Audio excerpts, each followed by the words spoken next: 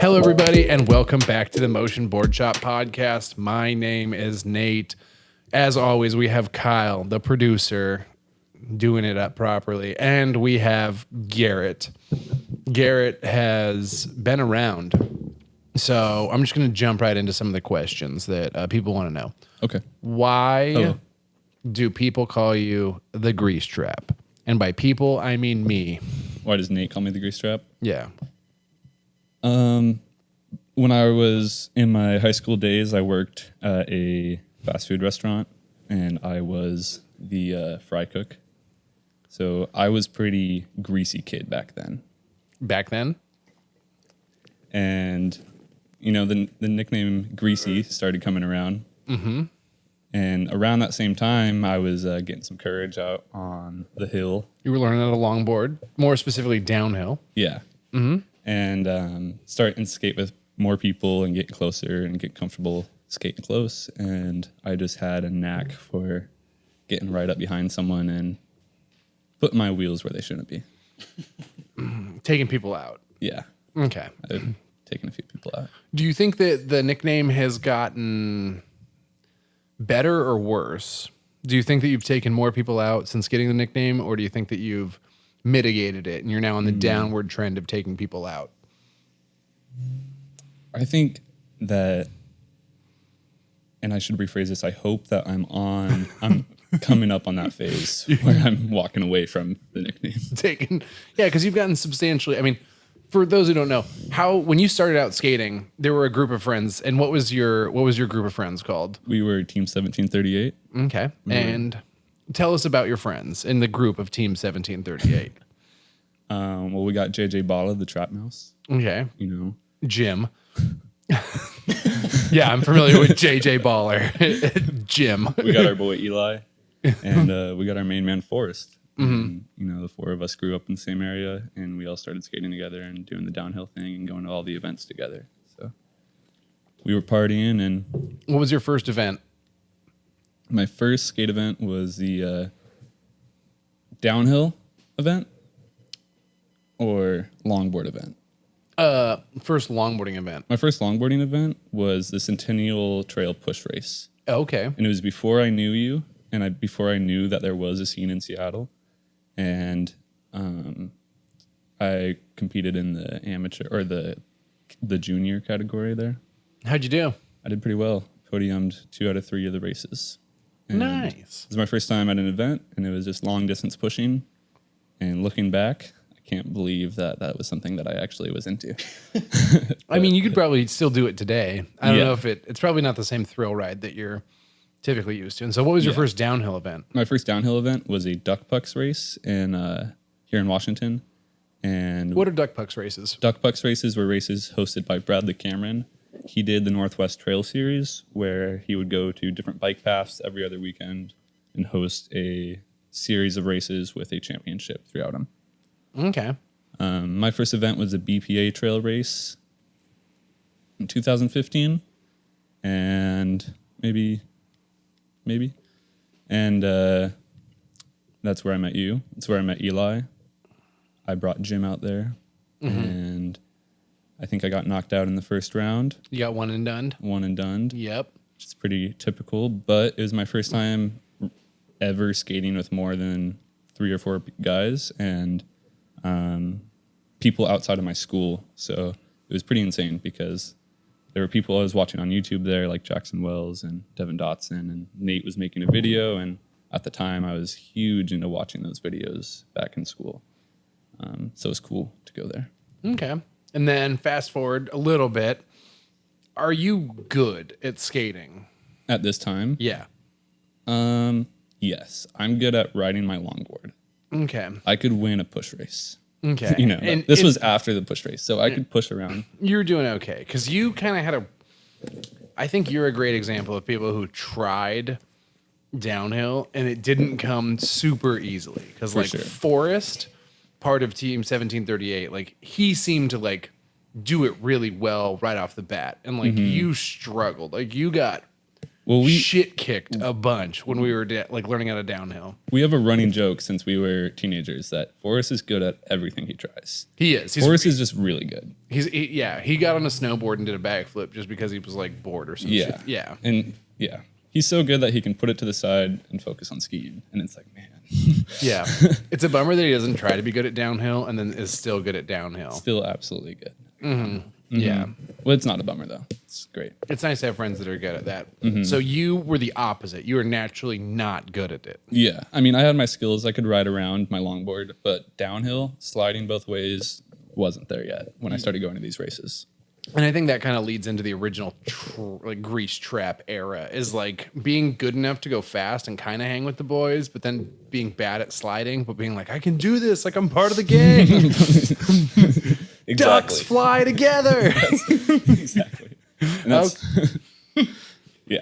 And that's what happened. Because I mean, the nice thing is, while saying like when you were a 15-year-old kid who was learning how to downhill and you sucked, now we have to, acknowledge that you're not 15 anymore and you're not sucking at downhill. You're actually pretty good.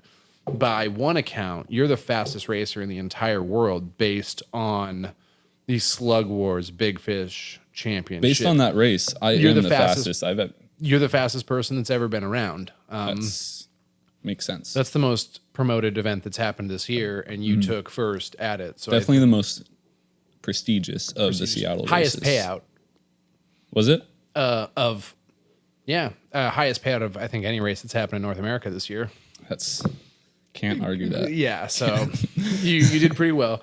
Describe like Big Fish, kind of a steal off of the Bradley Cameron. Yes, that's exactly what I did. I want that to be clearly stated. Is Bradley's not around, so I can't call it the Duck Pucks races anymore because it's his thing. So we went with the Big Fish Championship, and in the theme of stealing something, I stole Big Fish from Devin because I want my friends to be a part of it. And so I'm just going to take his naming and call it the Big Fish Championship. Is that his naming? I thought he was the Little Fish. Devin's kind of a big fish.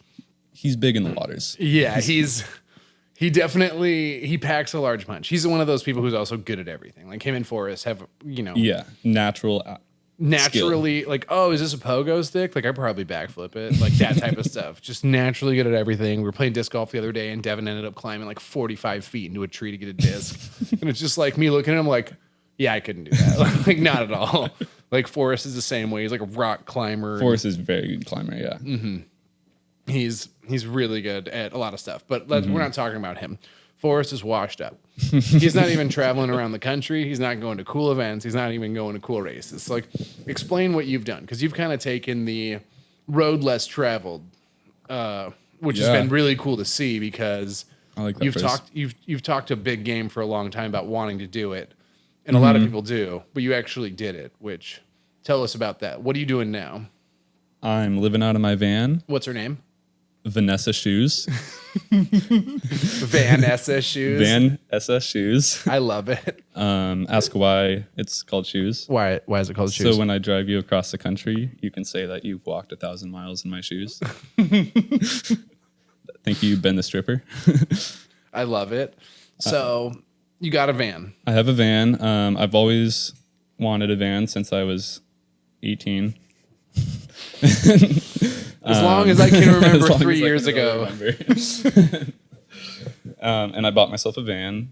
It's the old Motion Boardshop van. It has a lot of history on those four wheels. It still smells like a little bit of salt, probably. Yep.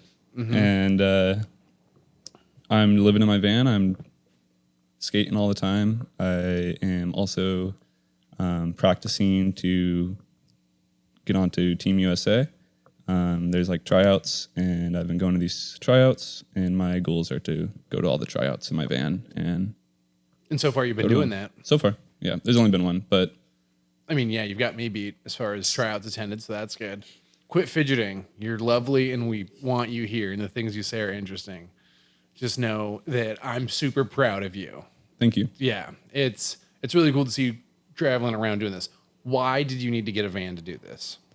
Because I'm broke. Like I don't come from a lot of money, so I can't just like live with my parents and have them pay for me to go and do things. I have to like do it, and paying for rent and balancing all this traveling and working and everything, it kind of just makes more sense to live a nomadic life. So if there's a race in this state, I can go there and I can stay there and work there. And if there's a race in that state, I can go there and stay there and work there. Exactly. Because one of the things that Washington is known for is a terrible year-round skating scene. Absolutely. And so what did you got in your van and you just where'd you go? I went straight to California. Weird. What part? Weird.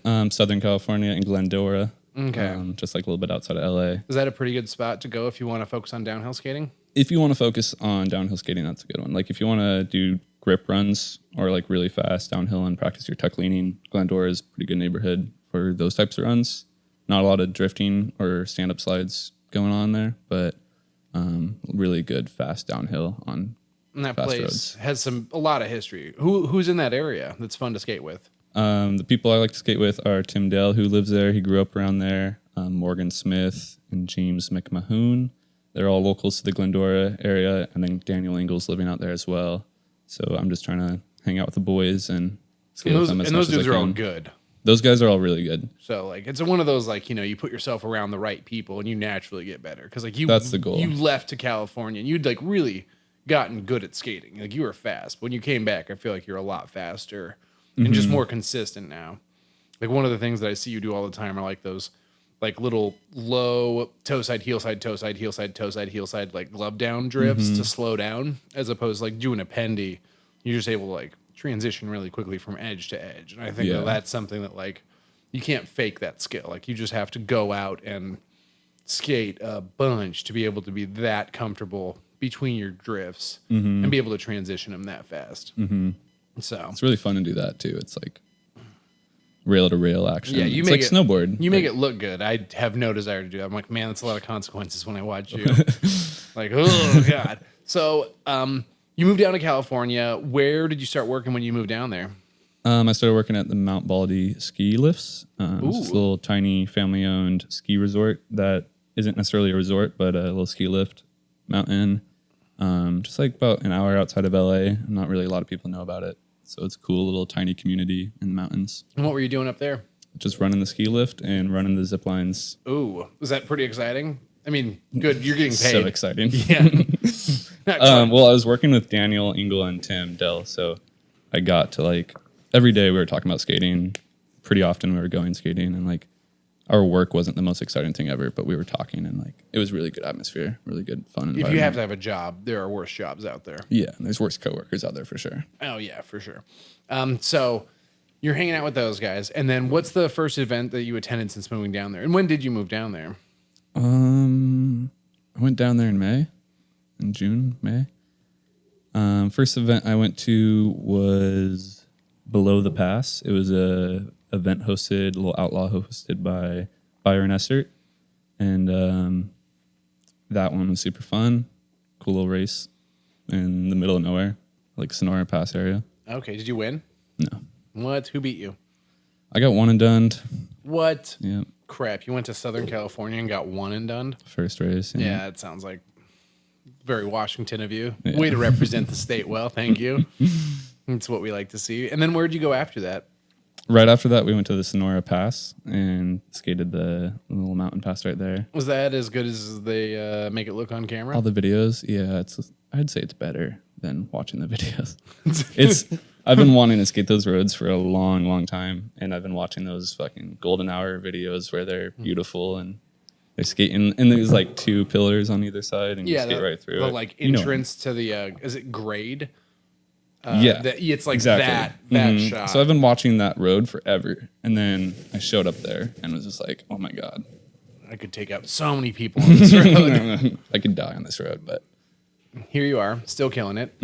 Excellent. And so you were talking a little bit about being is it the United States national team? Yeah, so they're making a team for the World Roller Games. Okay, explain that. What are the World Roller Games? The World Roller Games is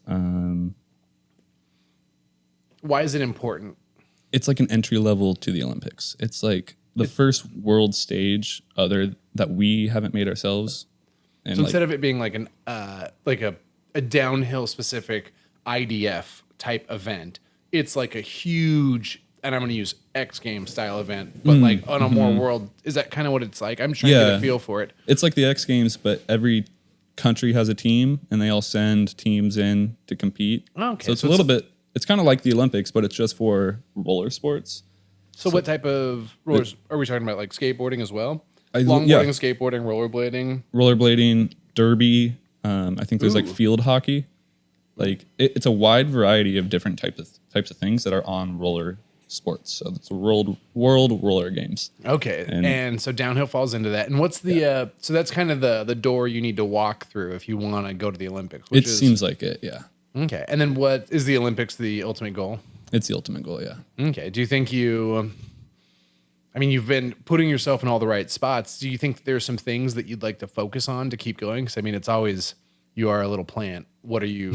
How are you going to not origami? You know what I'm talking about. Yeah. How are you going to bonsai to get to there? What are things that you? Because it's almost that's kind of exactly what you have to do. You have to bonsai it a little bit. You know, you can't go too far.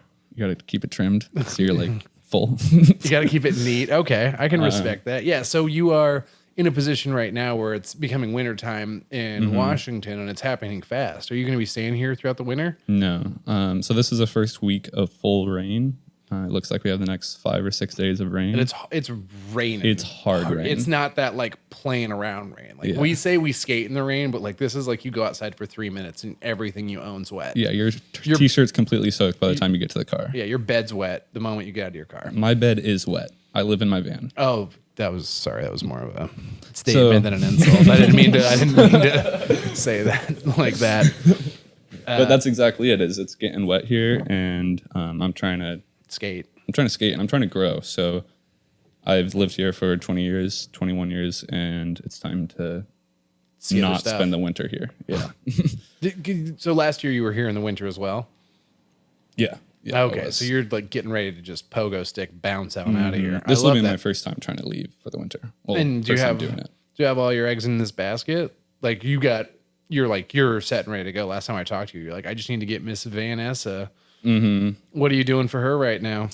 She needs an alignment. So what's going on? It's like, you know how those Honda guys like to. Yeah, the camber the tires. Is that what it's called, Kyle? Yeah, camber. Camber the tires. Camber. Kyle knows all about it. I don't know what it does. It's probably for cornering, but in my van, it's so bad that the inner tires wear like the inside lip. Yeah, like so you're telling me you need precision axles for your van because you're coning your wheels. I've ridden my cast van for too long and my pivot cups are blown out. So it's time to upgrade to some new precision parts. Okay. So what you're saying is you need an alignment in your van so bad because you're because the wheels like I'm coning my wheels so like aggressively. Actually. Yeah, because my axles are bent. Like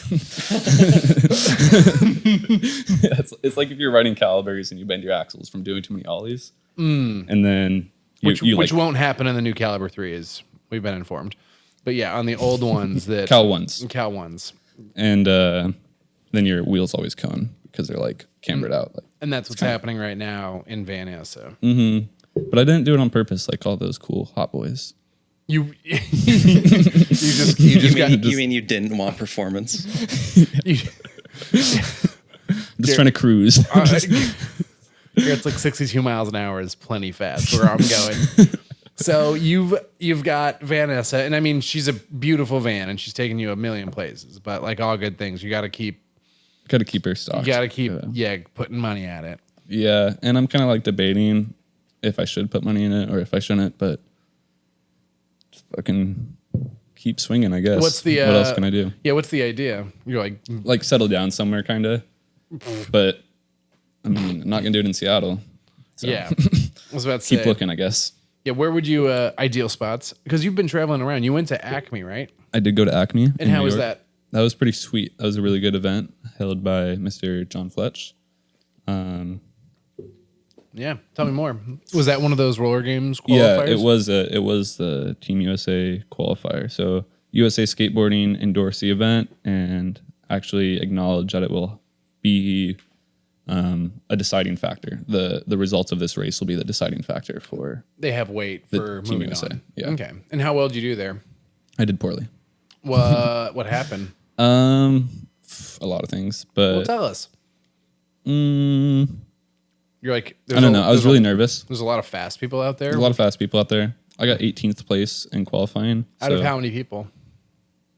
70-ish. Wait, 18th out of 70. So like top, you're in like the top. Meh. Yeah, you're doing great. I mean, you beat more people than you lost. There's not to. 18 spots on the team. Yeah. I'm aware. I'm aware that there's not 18 spots on the team. And if so, you'd be. I'd be pretty stoked. Yeah. So you got 18th in qualifying. Mm-hmm. Was that good for you, or do you feel like that was kind of medium? I felt like it was pretty medium. I definitely could have done better. My second shot at qualifying, I shaved a second off, which is good, but I was hoping to shave more off, so not great. Excellent. Yeah, it was really good. A lot of things. That's also like your first big race in a long time. Yeah, since What, Maryhill or? yeah, I guess Maryhill, the last IDF race at Maryhill Okay. 2 years ago. But a lot's changed in your setup since then, hasn't it? Yeah, definitely. I went from cast Ronins to precision Ronins, and I guess 2 years ago I was riding a rain board that I chopped, and now I'm riding a sweet GMR Pro Tucker, and that thing is sweet. Which, if you haven't seen, we did a sweet review on our Instagram. Go check that out. Mm-hmm. And by we, I mean Garett did. Yeah, but it's not the one I ride.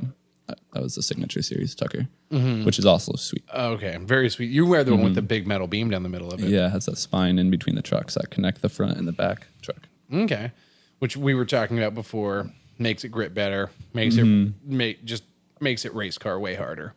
Mm-hmm. So now that you've got all those precision trucks, nice decks, do you feel like you're doing better? Are you able to skate harder? I think I can definitely skate harder. I think that I'm less comfortable than I was a little bit back then. Back then, I had like blind ignorance, or like I was just like so comfortable with my symmetrical 160 millimeter trucks that like I had a lot of confidence. Now it's like a lot of performance, and I'm like relearning how to use it all. Okay, because I mean, before you were like very much like throwing yourself at the wall every time you got on your board. That's what it was. Yeah, I guess that just kind of plays with me growing too. It's like now that I'm a little bit older, I'm not throwing myself at the wall so hard. Yeah, you're not crashing as much. You're not putting yourself into as many situations. And I mean, that's just part of growing up. And I'm sure you've been places now where people have been like, whoa, you're skating super aggressively. Like, I don't skate like that. And you're just like, whoa, I'm skating every day. Like, you're probably not used to being around someone who's been skating every day hard.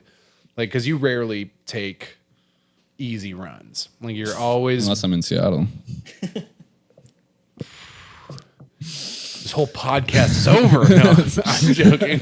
Yeah, unless you're in Seattle. We were at the garage the other night, and that was super funny. We were playing this game called Number Two, which is essentially... Second place race. It's a second place race, and so you have to stay behind the first person, which means if the person in front goes really fast and slows down, everyone behind them kind of like bunches up. Because if you pass the person who's leading the second place race, the rabbit, you lose. You lose. So you got to stay behind them, which makes for some super crazy behind the like the pack gets like very swervy. It's kind of like a accordion. Like an accordion, like it stretches like, out and then it comes back to really hard back together. Yeah, and people collide into each other. Yeah. Like really hard. You get a lot of like really bad collisions playing it. But some of the people that were there were like, this would be unacceptable. The Florida boys were like, we would never do this in Florida. And we're like, what do you mean? You'd never play around in parking garages? Like, no, when you skate parking garages, like that's the only downhill practice you get. And I remember just being like, wow, how far we've strayed. I felt good that night because after playing second place for a while, which is fun, but I'm not always the person who's saying, let's go play second place. But I do like to play it. But after we played that for a while, everyone else was like, okay, we're kind of ready to just send it now. Fast. And I'm like, yes, like finally, my kin. I didn't have to be the one to say it this time. But like we all just came from Maryhill, so we all want to we all got a taste of Maryhill, and we all want a little bit more of that. So downhill, like garages. Oh my God, we have such different opinions on this. Everyone else goes to Maryhill. I'm like, yeah, downhill. I'm like, woohoo, I don't have to do that again. Yeah, tight, no more tucking. Some people choose to go there, Nate.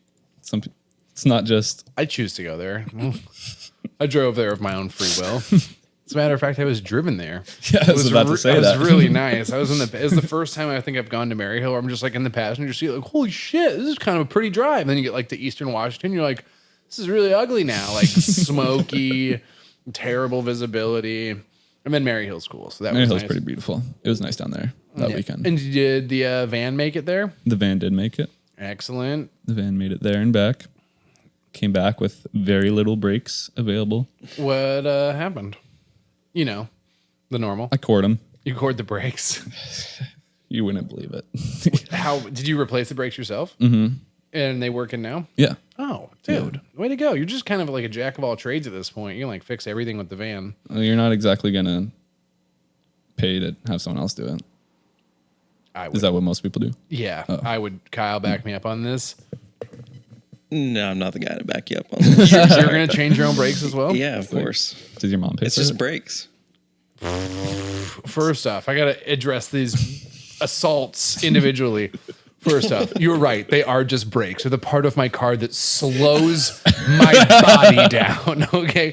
So if the answer is, do I trust myself and all this shit I have to deal with in my life to confidently put my brakes back together? The answer is, I'm sure I could, but no. I'm not going to, Kyle, because I have to worry about people throwing rocks through my window, and I leave my phone places. Like, I'll like drive away from my house and be like, oh, she's standing my phone, because that's literally the thing that has all of the information that I need for the rest of my day.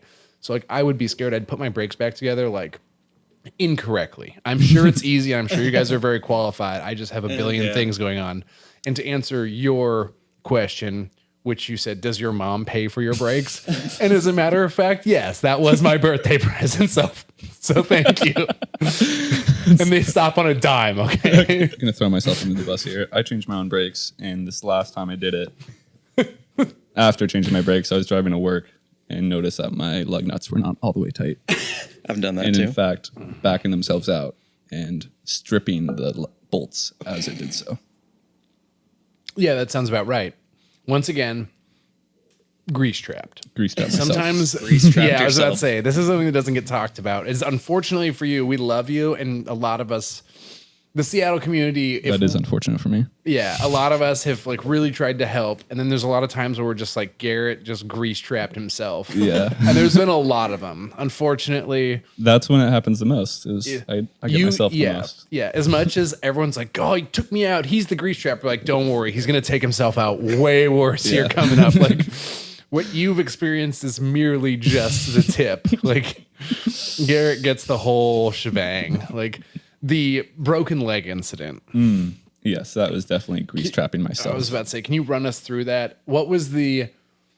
Oh my god, it was just such a perfect, absolute shit apocalypse. It was a good. So what was happening Everything coming the together. day after you broke your leg? The day after was the High Roller Outlaw race on Furburger. Which is a road you've been to a bunch. A bunch, yeah. That's one of the roads that I kind of learned to go over 25. Okay. And then how much was there a prize purse for that particular race? It was $1,000 prize purse, which is pretty unheard of. Yeah, pretty ridiculous for an outlaw race. That nobody is really gonna. Not too many people are gonna go to. You know, we're in Rollo, Washington. Yeah, Justin Rollo showed up. Pay for his own plane ticket back if he makes it. But Exactly. So you're prepping for this race in Washington, and so the day before, what's going on? Kyle, chime in if you have any ideas on. fill us in. Why were we filming? Were we just filming just for fun? I don't remember. Yeah, Tabor was in town. So Oh, Tabor came yeah, up a yeah, night yeah. early. So we were all hanging out. Me and Tabor were at Furburger, and then you showed up. And I think me and Tabor were doing some pretty hot laps on Furburger. So we wanted the camera to come out. Yeah, and as soon as I brought the camera out, some raindrops started to come down. On Furburger? Yeah, a little bit. A little bit. I think that was like when we were leaving. But then the idea popped up to go right next to Furburger. To Chunderstruck. To Chunderstruck, which is quite a bit faster than Furburger. It's different in the sense that it's not a neighborhood. It's an open road. And then it has a bunch of big guardrails through a lot of the corners. And I think it should be said that you had not skated Yeah. the road ever. Not at all. I've driven up it a few times, and I've watched videos of Rain skating it. Rain Daily. Rain's a human. Yeah. Rain's a human. Rain daily skating down that road. Yeah. So you're like, I get it. And you were in real fast boy mode. You were like, I was coming up a little You were bit. trying. I was trying really Yeah, you were hard. trying. Your headspace was in fast boy mode. For sure. This It is was one of the back most on- confident moments I've ever been. This is back in symmetrical Ronins. Exactly. This is when you were Charmander. You hadn't evolved into Charizard yet. I have just won my first downhill race, and it was in Canada. And then I had just gotten... Yeah, That's what it That's was, what yeah. you were riding. Was that Sheep's Creek? That was, yeah. Okay, shout out. Shout out Sheep's Creek. Shout out Coast Longboarding. Shout out people not showing up so Garett could win, get that big W. That's right. Who'd you beat up there? Who showed up that we can... Mike Yardwaist. Ooh, not a big name. Okay, so you beat Mike Yardwaist. Who else showed up that you beat? Sorry, Mike. What? I mean, there's like Dane Hanna and Troy Yardwaist, and you're like breaking out like the second cousin twice removed Mike. Next, you're going to be like, yeah, I beat Raggy while I was at That was the next name. Raggy. And Sandman was there. Oh my God. Yeah, and then my fucking final heat, I was racing. Goddamn. Oh my God, I beat Striker and Tom in final heat. Totally smoked them both. So, I'm sorry, Canada. It was good, though. It was a good race. Yeah, and you won. And it's kind of a gnarly race. A little bit of a heritage race because it's like fast, too. Yeah, it's a 60-mile-an-hour race. It's on like a highway. And it's open, like there's traffic. It's not sanctioned. It's not what most would call safe. No. And it was a one and done, too. Everybody went at once. Wait, so it was like Chinese downhill? It was Chinese downhill. And wait, you won? I won. How? Never skating the road before. I pushed in right behind Mike Yardwaist, and he was really quick, and he drafted a couple people. And then, like, I would leave his draft and cut the lane because nobody was cutting lane and just, like, skate 50 feet less than everybody else and just gapped everyone. Yeah. Were people upset that you were cutting lane? I think some people might have been upset. Did you feel upset that they were upset after you won? Or were you like, damn, this win feels pretty good? I don't think anything. I No. was feeling pretty good about it. When they were like, why did you do that, man? That's not allowed. I was like, that was the fastest way down. You're like, oh, I'm sorry, going fast isn't allowed in this race. My bad. I don't know. I was definitely young. Once again, still young, very Still dumb. So you win this race. You're on cloud 27 at this point. You come back to Washington. And you're like, I'm the fastest person that's ever been. And then I immediately go to Colorado, and I go to Devil's Peak. Oh, how'd Devil's Peak go? That was really cool. That's where I met Daniel Engel, and I stayed with Morgan Owens at Pap Dog's house. Okay. So that was a really cool time because Pap Dog lives in Golden, which has a very awesome scenic. Which is right next to that road that they hike in the morning. Exactly. But we didn't hike it. There was no hiking. You guys did some driving up it?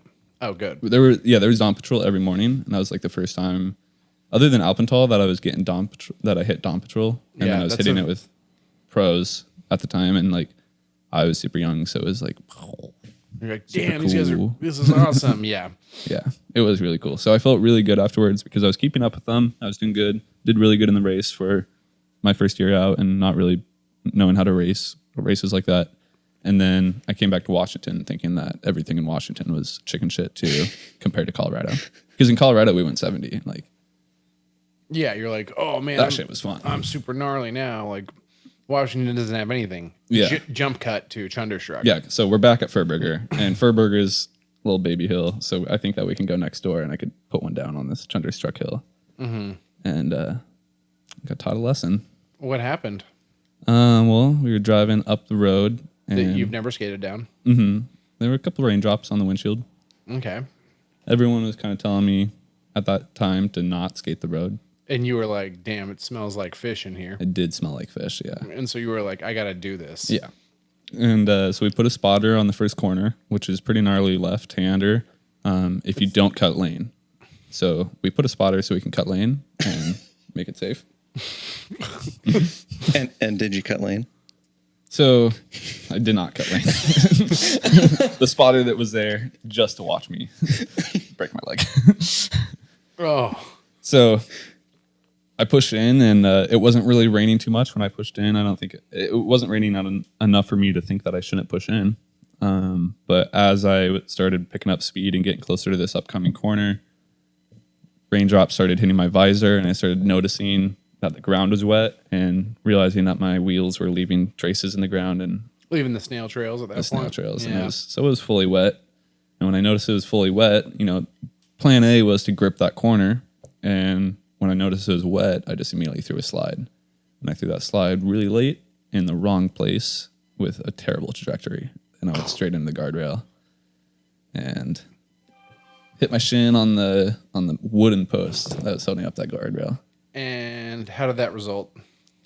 Just broke my tibia, which is the front shin bone, and just broke that right in half. It wasn't a compound fracture, but it was cleanly broken in half. And did that affect the high roller race the next day for you? yeah, I think the fact that I was under anesthesia during that race made it pretty hard to compete. Because Kyle ripped me to the emergency room and they put me into surgery as soon as they could the next day. Because it was pretty bad? It was pretty bad. I probably could have gone home first. I mean, since I'm still paying those bills. Oh, damn. Mm-hmm. Yeah. It's not what I would do if I did it again. Probably not skate that run. Oh, yeah, I guess if it was raining. You would have gone home with your broken leg. I don't know, but I wouldn't have gone in the emergency room. I feel like that wasn't the call. I don't know. I'm not an expert. I mean, the bone was It was broken, dude. sticking almost. It wasn't compound fracture, but it was close. It was protruding. It was noticeable. Mm-hmm. Yeah. It was visible to the point where you could go, wow, that's not what that's looked like for the previous 19 years of my life. Mm-hmm. Okay, yeah, it always freaks me out. Yeah. And I tried standing on it as soon as I fell. Oh, yeah, we have the clip. That shit, watching you hit the guardrail isn't what fucking throws my stomach for a backflip. Yeah. It's when you try and stand on it. That's what fucking gets me. That one didn't hit Instagram. Was it never posted? Not me standing on it. Oh yeah. Just me hitting it. Which, the standing on it part really makes me. it was a weird feeling standing on it. Oh, yeah, I could imagine. I've never done that, but I've definitely tried to use bones after they've been broken and been like, whoa, oopsies. Yeah.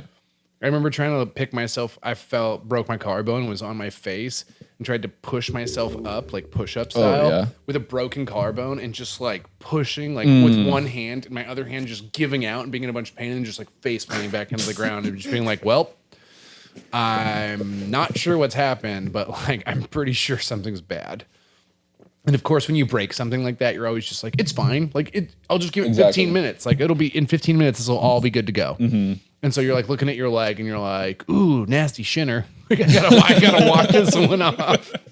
I was really hoping I could just walk it off. I was about to say, yeah. I mean, It was instinctual. It wasn't like I hit it and then like lay down for a while and then tried it. I just like hit it and was like, all right, let's.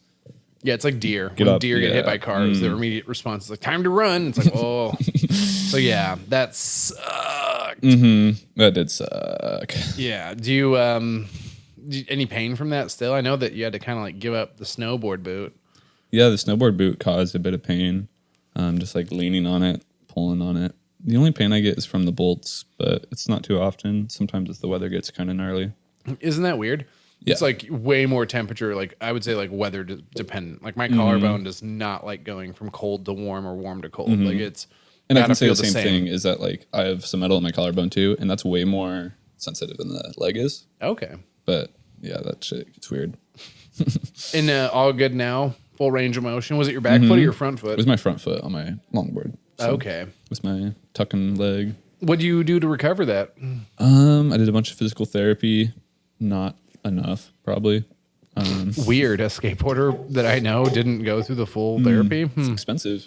It's super expensive. Yeah, I went to 0 therapies for my shoulder. Really? I wouldn't have done that. Yeah, well, Oh, is that why you can't throw a baseball? Yeah, that's it. Yeah, there's a lot of limitations to my life, and a lot of them probably stem directly from like poor decisions? Yeah, they're like Grease strapping yourself. I don't know. I don't necessarily know if that qualifies as grease trapping yourself. That's just Not like going to therapy. just that's like young and dumbing yourself. Well, it was like pay for therapy or move out of my parents' house. And at the time, I was like, Wow, that's kind of sounds like grease strapping yourself. I don't know, man. Here we are. What if I changed that? What if I became an accountant because I stayed living at my mom's house? No, I would just like work in H&R Block because like that was the my other plan. side of grease strapping it. Yeah, But on the weekends, you were playing recreational baseball. like totally like eastbound and down, AAA ball, just like living this life that's never gonna happen. Yeah, that could be me. I'm the guy who can throw the ball faster than fuck. Just like I will say I'm really impressed at how good you are at frisbee because I assume that is your fuck shoulder. it is. It's totally my fuck shoulder. Yeah, I don't know why my arm doesn't dislocate when I disc golf, but I'm just like don't pay attention to it. If that makes sense. I'm just like, I don't know. Like, I'm not going to ask any questions. Like, nothing bad's happening. But there are a couple, like, I can't throw overhand. There's a couple useful disc golf shots that are. Oh, when you like do this? Yeah, if you're throwing like a thumber or like something like a cut roller, you know, there's a lot of stuff that like I haven't even tried it because like I know what dislocates my arm. And that's one of those things where it's just like, for example, if I'm getting ready to throw a shot that makes me feel the same way that you probably feel about dropping in on a wet road with a guardrail in the first corner with your buddy trying to film you. Like, that's how I feel. I'm just like, oh, I'm not going to do this because, like, the last time Felt pretty good when I did it. Yeah, because the last time I did this, I got really hurt. You know what I'm saying? Like, there are certain things you probably don't do now. Where you're like, oh, Definitely. You're like, I see what you're saying. You're like getting ready to film a raw run and, like, you've got no shoes and everything seems kind of sketchy. And you're like, And then it starts raining. You're like, whoa, too similar to the last time I hurt my. Yeah, that's where I'm at. So, super sketchy. And yeah, I dislocated my arm for like probably 4 or 5 years, out of control, like sneezing, hiccuping, rolling over in my sleep, just all the dumbest stuff. And then one day I just decided I was going to stop dislocating my arm. And I've been doing that pretty good for like the last, since. Oh, there you go. Yeah, since Motion Boardshop's been around, that's like really where the stopping of my dislocated arm really grew up. Yeah, I don't know what it was, whether it was something like, I don't know, but like that's kind of what it's been. And since I've had the shop, I've dislocated like one time, which is pretty good because I used to dislocate like 7-8 times a week. Do you feel like now that you have the shop, you're doing less stupid things? Naturally, yeah, definitely. Like I'm going to use Mary Hill as an example. I don't really tuck at Mary Hill anymore. Like I'm not willing to get like that bricked. You know what I'm saying? And I've also traded. Like you're not jumping in the huge packs. No, never. Like I don't get goaded into any of that shit. Part of my home. When they're just like, "Oh, Nate, we're gonna put you in front and we're gonna push you down the hill," and I'm just like, "I will walk." Like I want none of that. Like I've gotten bricked at Mary Hill so many times, and it's always like road rash, and you're in the middle of the desert. And like ideally, I'd like to get back to that point where I feel, not only the confidence to do that. Because like I've definitely given up a lot of my downhill skills, if that makes sense. Because I just haven't used them. Like it's like the knife is still there, but it's just not sharp anymore.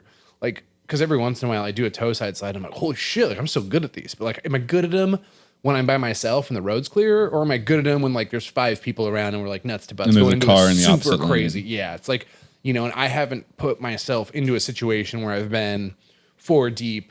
Live road, car in the other lane, drifting a hairpin in a really long time. So I don't know if that skill's there, but it is one of those like I have to show up. There are people who get paid who kind of depend on me to be somewhat healthy. And that's kind of a weird feeling. And then the other thing is like, do I want to do it anymore? Like how fast do I really want to go? Like a lot of me had like huge FOMO when I see like a cool pack, like 10 people and I'm like, oh, I wish I could like do it. And then I like limit myself because I'm like, I'll take like a run with like 5 people that I know as opposed to like 20 people that I don't. And then I've also traded out where I want to get injured. Like I have chosen that I'm going to get injured on my snowboard more so than my longboard, if that kind of makes sense. So you're naturally dislocating less. Yeah. Naturally dislocating less, knowing what does it. So for example, like knowing throwing something overhand is going to dislocate my arm. Trying to use my arm outside of my body. Like I can pick stuff up here, but if I try to like pick something up out here, it's going to be an issue. Like knowing my personal limitations and then living within them. Being very clear about what I'm actually capable of doing is like knowing yourself, kind of like very simply put. So I just try as hard as possible to like not put myself in that danger so that when I do need to use that gear, it's there.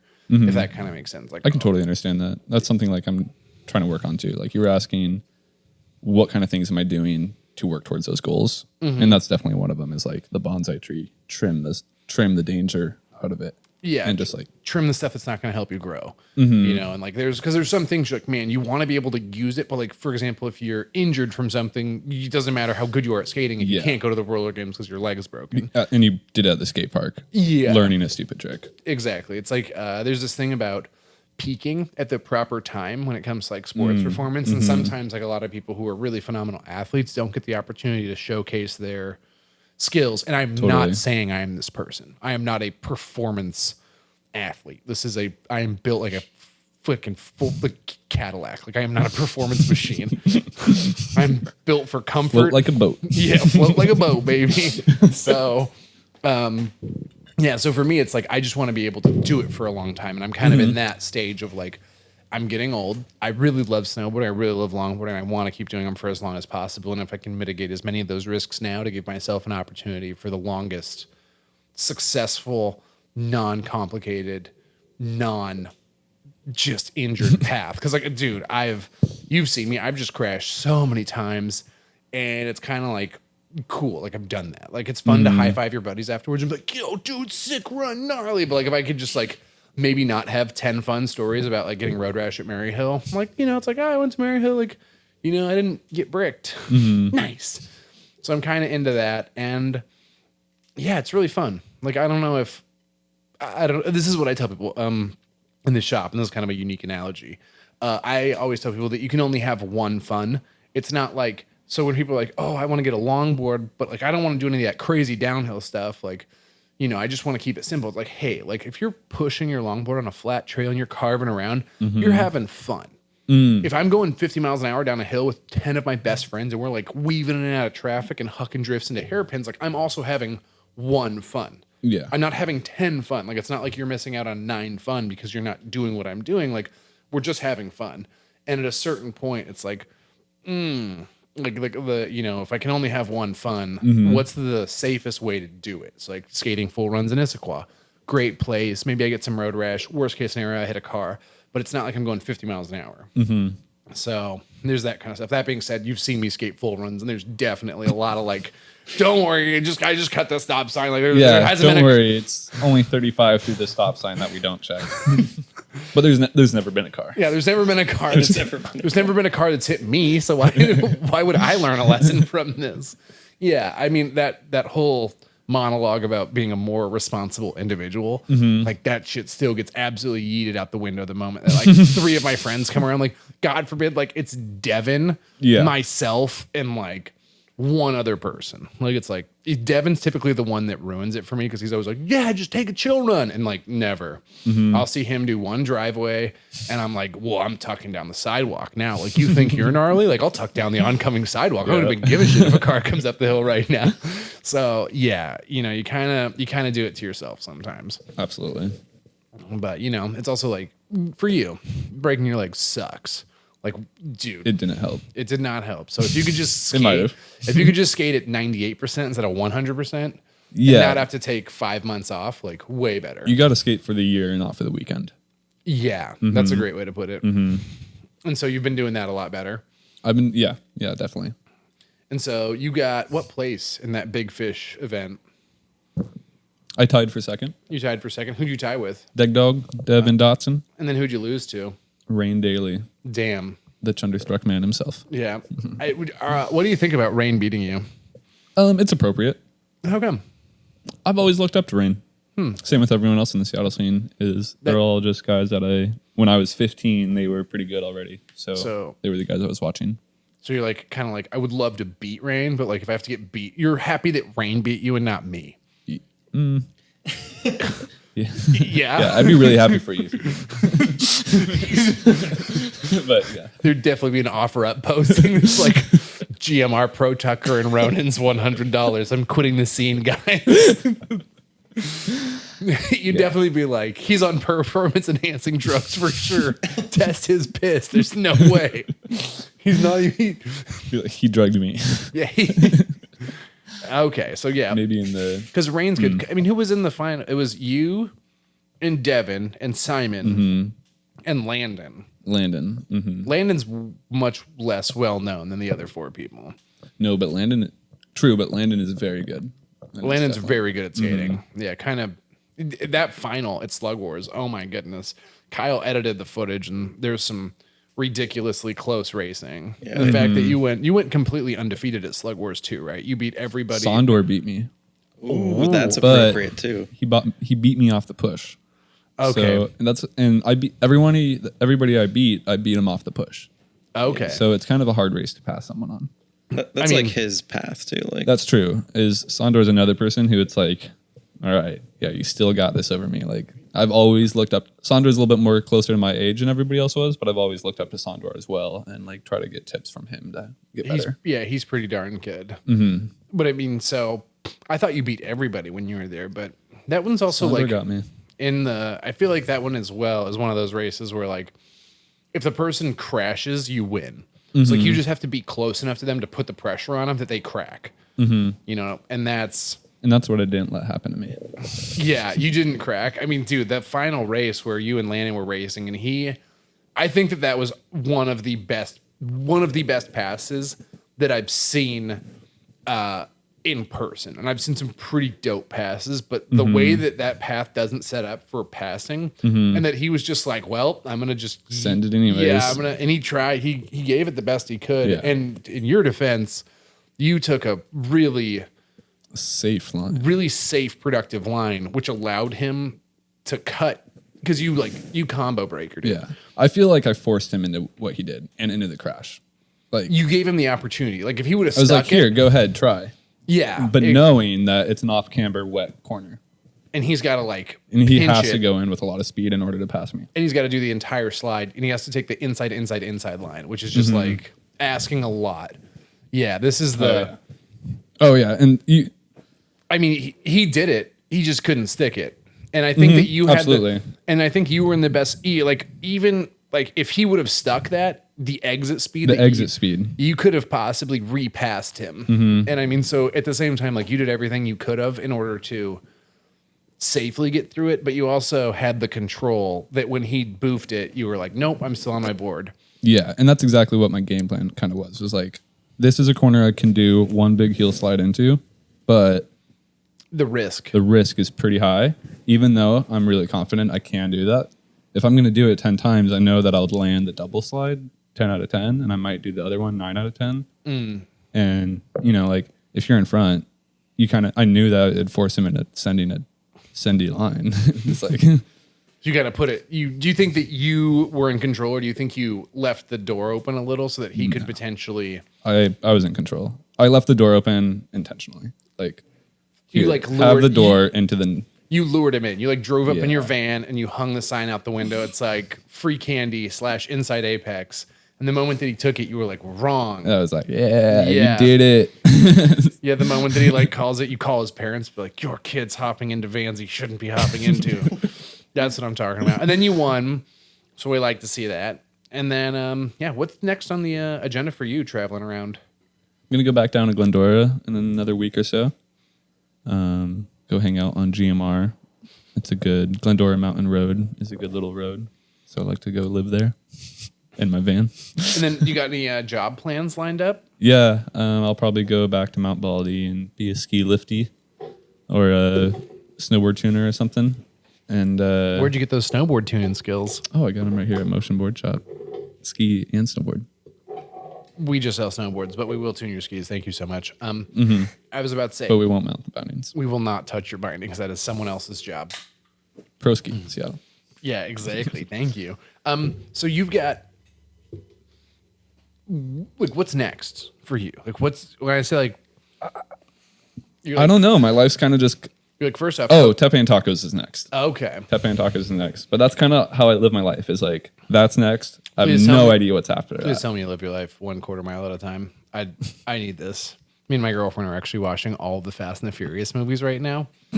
It's pretty sweet. If you want to live your life by anything, there are some super good quotes in that. In the 5th one, where they steal the bank vault. No. Okay. Well, there's one where Brian Paul Walker's the guy who drives. Yeah. So he's talking about, man, I was really milking it that run, and so I've got a screenshot. I know this. I've got a screenshot of that already. I'm like, oh, the memes are gonna be so good. Then there's another one which is there's always room for family, and that's definitely a little bit more of an Alabama style meme, but it has nothing to do with longboarding. But we're getting there. So yeah. Until you put together that XXX movie, and then the Brandon memes. And then there's room for family. What is it? There's a super funny theory that the Triple X movies are the prequels to the Fast and the Furious saga. Because what was Dominic Toretto's like? Because the other thing is all he was doing in the first Fast and the Furious movie was stealing like Panasonic. He was stealing VCRs. Like, you know that, right? Like, he was stealing Fast and Furious, the first one. He was stealing VCRs. Like, that's how far we've come. So like, he's stealing VCRs and like those crappy VCR TVs that I used to have and play N64 on. So like, he's stealing that, and then they give him. And then by the time you get to the fourth movie, they give him 25 years to life, which doesn't add up because stealing VCRs, even if you're doing it maliciously, shouldn't give you 25 to life. So the theory is maybe some of that Triple X stuff caught up to him. That's what they're punishing him 25 to life for. These are just theories. I don't want to say that I'm on the message boards, but I'm definitely creating the posts on those message boards. Come find me. Quarter mile at a time, Nate, on Reddit. So you're heading to Tepe. I'm heading to Tepe. 1 quarter mile at a time. Yeah, I don't have any plans after that, really. That's what I'm talking about. Yeah, I'm just going to live in my van and wherever it seems best. Wherever the wind blows, baby. Yeah. Wherever people are skating the most often. What did you think of North Carolina when you were over there? It was really awesome. It was probably the best trip I've ever had. How long were you there? Less than a week. How much 3 or 4 footage did you days. get when you were over there? None. No, not true. Really good video of me taking out Chris. Excellent. Good. That's exactly what I told you when you traveled around the country. It would make you really desirable. Yeah. There's a bunch of great content of you traveling around and skating. That's what I did, is I traveled around and I skated. The content, though, of you traveling around and skating. I tried, man. Actually, I've been meaning to talk to you about this. Well, now's a great time. I can't go anywhere, so you may as well ask. My GoPro is broken. Oh, my fucking God. If it wasn't this, it'd be something else. It's always something. Do you need a GoPro? I need a GoPro. The new GoPro 10's out. It's $100 off, $150 off. Yeah, it's only $399. $399. I need it. You are higher Listen, this is why I than need fucking it. caboose right now. My GoPro's broken. Yeah. Even if it wasn't broken, it only films in landscape mode. And everybody wants to watch videos in portrait mode. And you don't know how to crop?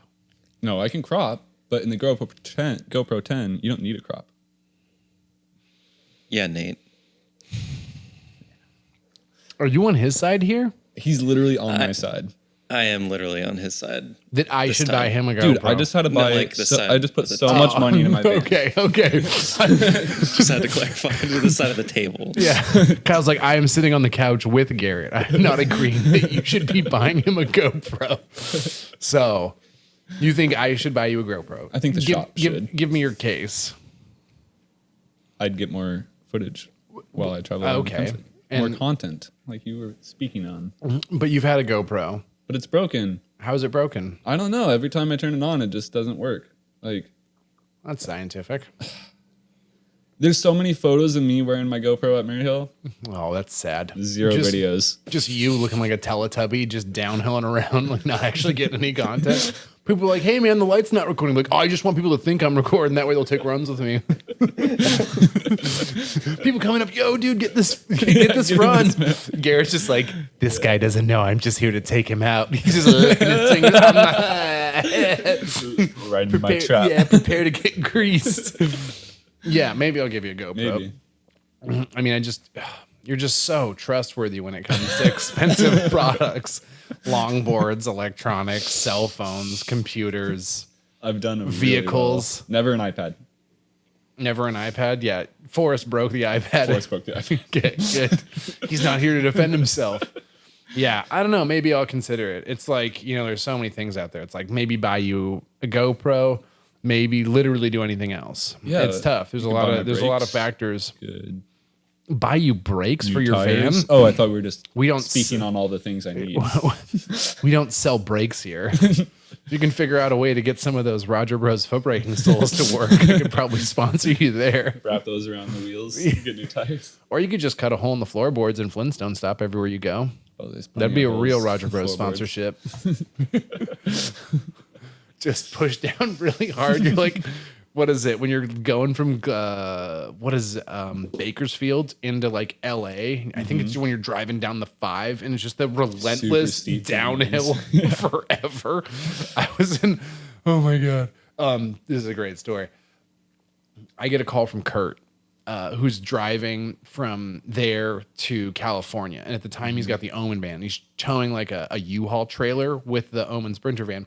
And I get a call from Kurt that's like, hey man, I'm driving the van across the country right now and it's been super good. And now I'm going up this hill going into California. And I was like, where are you at? It's like, oh, I'm on I-5. I was like, oh, so you're like going into like LA and you're going up that hill. He's like, yeah. And I'm driving up this hill right now. And like, I'm like, there is no power in this van. Like I have nothing. Like it is just not going anywhere. And I was like, oh, well, have you tried to like downshift the van and not just drive like in like the full thing? I was like, if you put the tow mode on, he's like, where's the tow mode button? I was like, oh, it's right next to the shifter. And he like presses that, and like in the background of the background audio, you He's just pedal to the metal already. Yeah. And then he presses it. and it's like ba-wong, and you hear like all the torque kick in, and you just like you can hear the van start to accelerate again, going uphill, towing this trailer. And he's like, yeah, I don't know if that's it, but I gotta go. Just like laughing so hard. I was like, I just explained to like a 60-year-old guy. Maybe he's 50. I don't know. Sorry, Kurt, if you're younger than 60.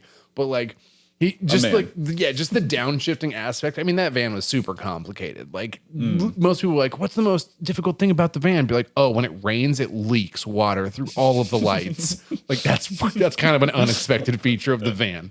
Like sometimes the power steering would go out, but only when you were turning really tightly. So that's good. And this would go from like, oh, we're just making a nice, quick, low speed turn around this, and like immediately have to like, keep trying to turn it to not hit some car. Like, you know, normal stuff. Exactly like when you need the power steering the most, like low speed. So, you know, normal things like that. Driving around a van's super fun. Where's your favorite spot that you've woken up in the van? So many good ones. I mean, because you can just Sonora like, Pass. Sonora Pass, just parking in the like side of the road, and you're just like wake up, and you're like, At the top of it, yeah. One of the things that I used to do when I was driving around is I would call them scenic peas, and I would just take pictures and send them to like Morgan and Monkey as I was driving around the country, and they'd be like, dude, that's a great spot to pee. And I was always like, yeah, you pull over and like driving like out of the mountain passes in Utah or like in Banff, Canada. There's this like super pretty lake, and there's just like lake, and you can just like, like that's such a great.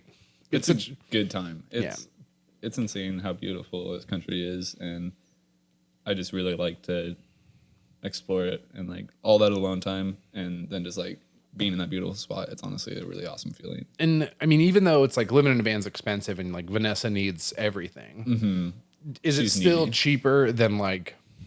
I mean, is it worth the expense to have an expensive van in comparison with living in Seattle? Like, do you think it's cheaper to live in the van?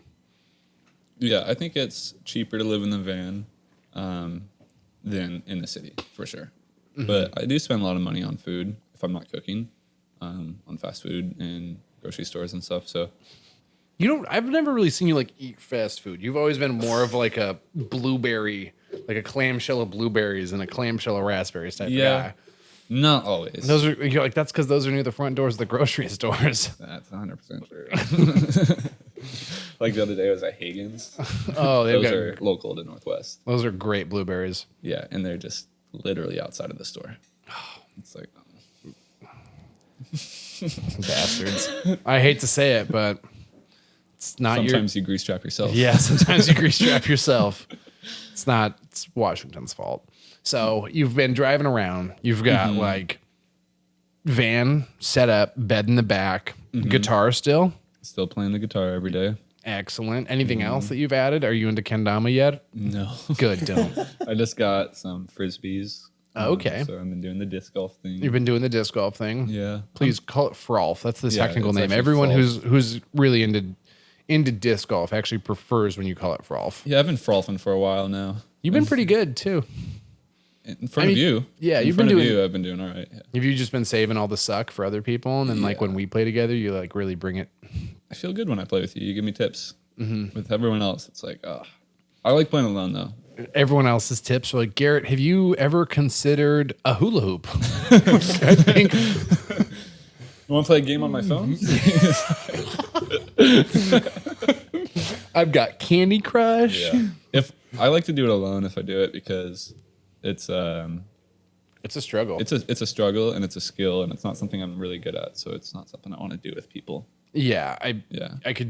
I could imagine that. Yeah, learning how to disc golf was one of those things. Like, I just went out and like forced myself to be good at it. In the sense, like, I just played until I was decent. And it's not like, I think you did the same thing with longboarding. It's like, oh, I suck. Well, I'll show you guys. I'm Yeah, just gonna exactly. suck enough that eventually I don't suck. Like, yeah, it's kind of like that. And I think that's like one of my favorite parts of a lot of the things I do is like when you're doing it by yourself. Not necessarily that's like downhill skateboarding by yourself. It's not necessarily super fun. But there are some aspects of like learning things, like learning different maneuvers, whether that's like stand-ups or toe side, glove downs, and like practicing them and drilling them and getting them to the point where you feel super confident that you can execute them well. And I mean, it's the same thing. Like when people come in and ask about, oh, disc golf, like you snowboard, you longboard and disc golf. I'm like, why'd you choose that? I was like, I just needed an activity that didn't have super high consequences for like experimentation. Totally. You know, like when you are dicking around, you're like, oh, I'm gonna try and like combo break this 50-mile-an-hour corner on your longboard. Like things can go wrong. Disc golfing, it's like, oh, the worst case scenario is like that $14 disc landed in that piece of water. Like, oh well, it's like pretty cheap in comparison to like the normal fuck ups of longboarding. Yeah. You know, like, oh, I flat spotted a set of $55 wheels. Bummer. Like $80 wheels. Yeah. Oh yeah. Sorry, $80 wheels. We gotta change the price so that this stays contemporary as this podcast ages. Yeah. So you've got $80 wheels that you flat spot instantaneously. Like you throw That wouldn't be fun to learn. yeah, you throw like a disc into the water and it's like gone. Like you don't even have to like have it in your van still. Like you probably got flat spotted wheels in your van. You're just like look at them. You're like, oh, does he? one mistake cost me so much. Yeah, that's pretty nice. And I mean, the other thing that's crazy is the amount of people that longboard that got into disc golf. Yeah. There are a lot of people It's that like do it. kind of a weird, like it's weird to go to longboarding events and like, so at Maryhill, like we're disc golfing all day and then I'm like, or sorry, we're downhill skating all day. And I'm like, they're like, okay, event's closed. And it's like 20 people are like Campsite throwing at the bottom discs. of the hill. Yeah. And it's just like, whoa, this is kind of interesting. And it's interesting to see so many people who are kind of like, yeah, it's not a dangerous activity. It's like, I'm really stoked on it. And it like involves the same sort of like touch and finesse that like doing a longboard drift does. Like when you do an absolutely like righteous toe side pre-drift into a corner and it like feels good and you like hit the line and you exit properly, I get the same joy. I get the same one fun out of that I do of like throwing a great disc, but I put myself in way less danger. I'm not saying one's more fun than the other. I'm just saying I can still get that exciting. I can get that feeling that makes me feel good.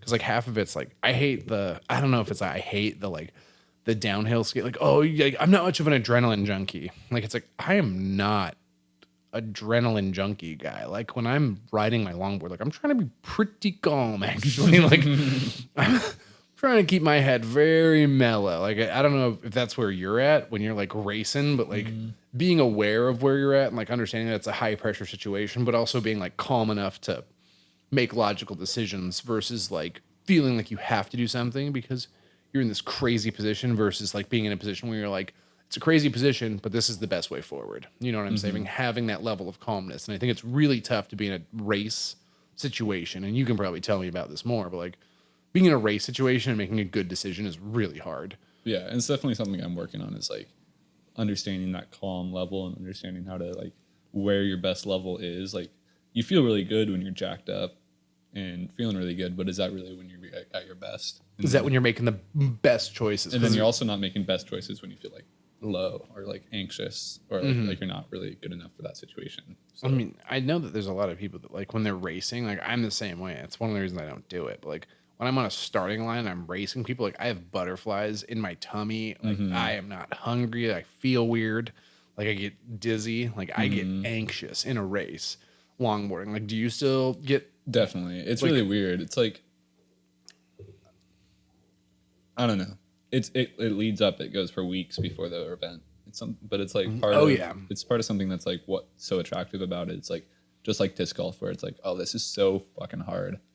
How do I like? I got to do it. Like I'm so bad at this that I'm always throwing it in the woods. So I really want to learn how to perfect it so I can do it right. And it's like kind of the same thing I'm looking at racing as, is like, Yeah. I come in here, I'm super anxious. I don't know how to But feel, but I want to like get better at that.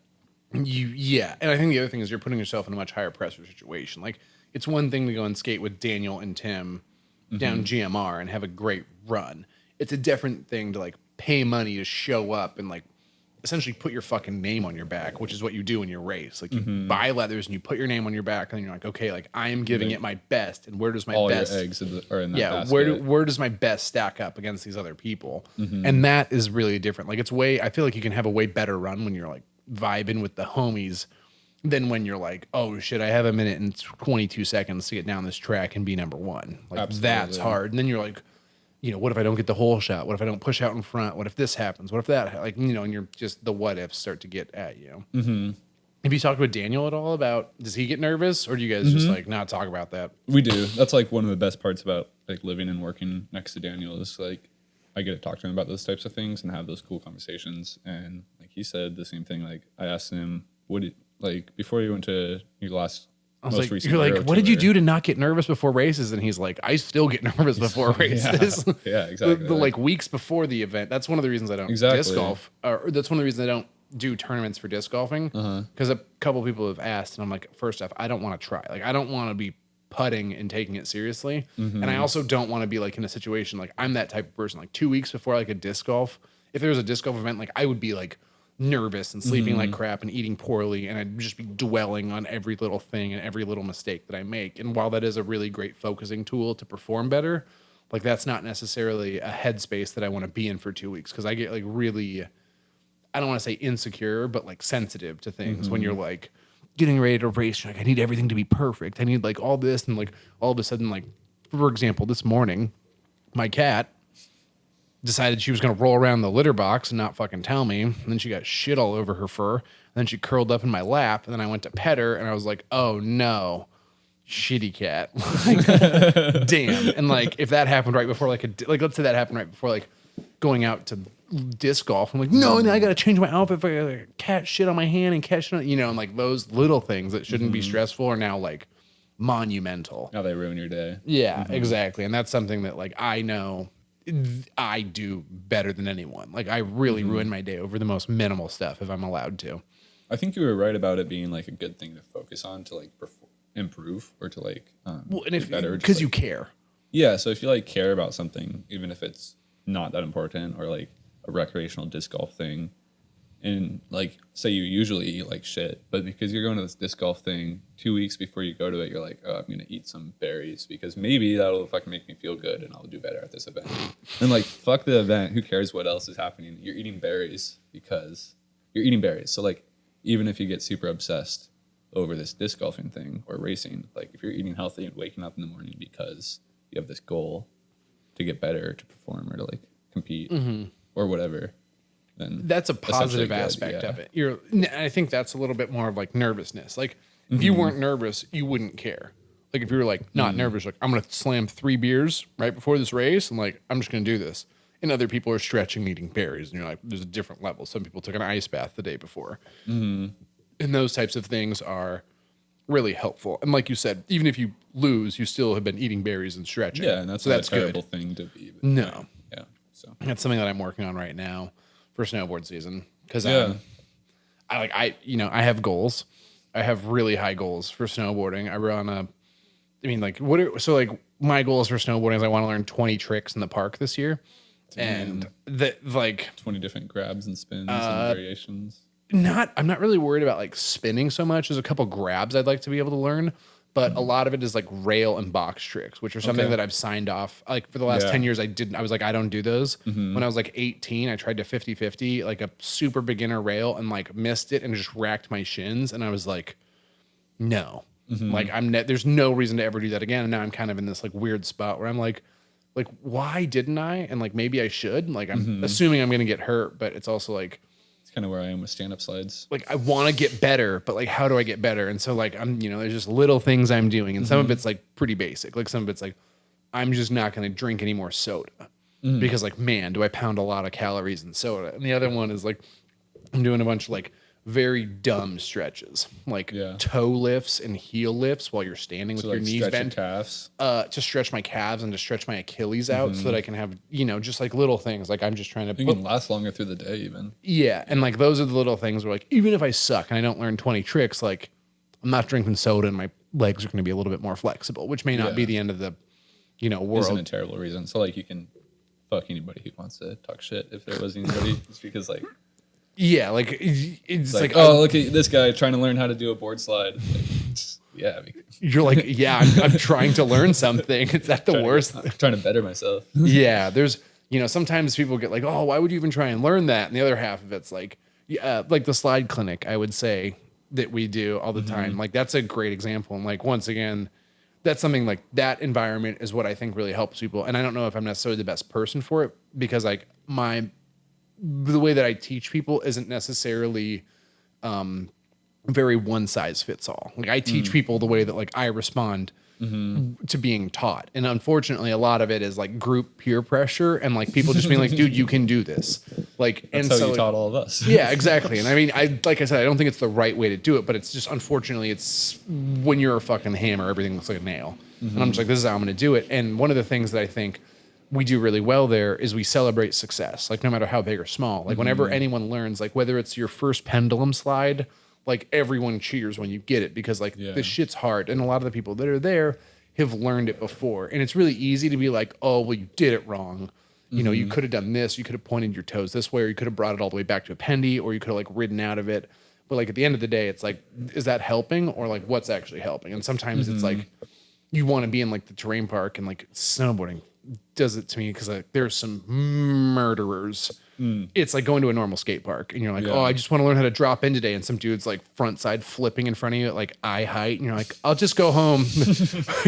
I think skate is still in the Xbox. I can just turn that on. Like it'll be easy to go.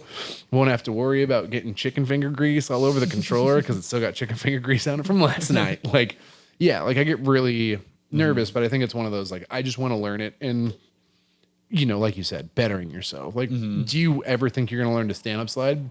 You kind of know how. I know how to stand up slide. I can stand up slide both ways. You can do it, but like, do you ever think you're going to like push it to the limit of do like a 30-foot toe side into a corner?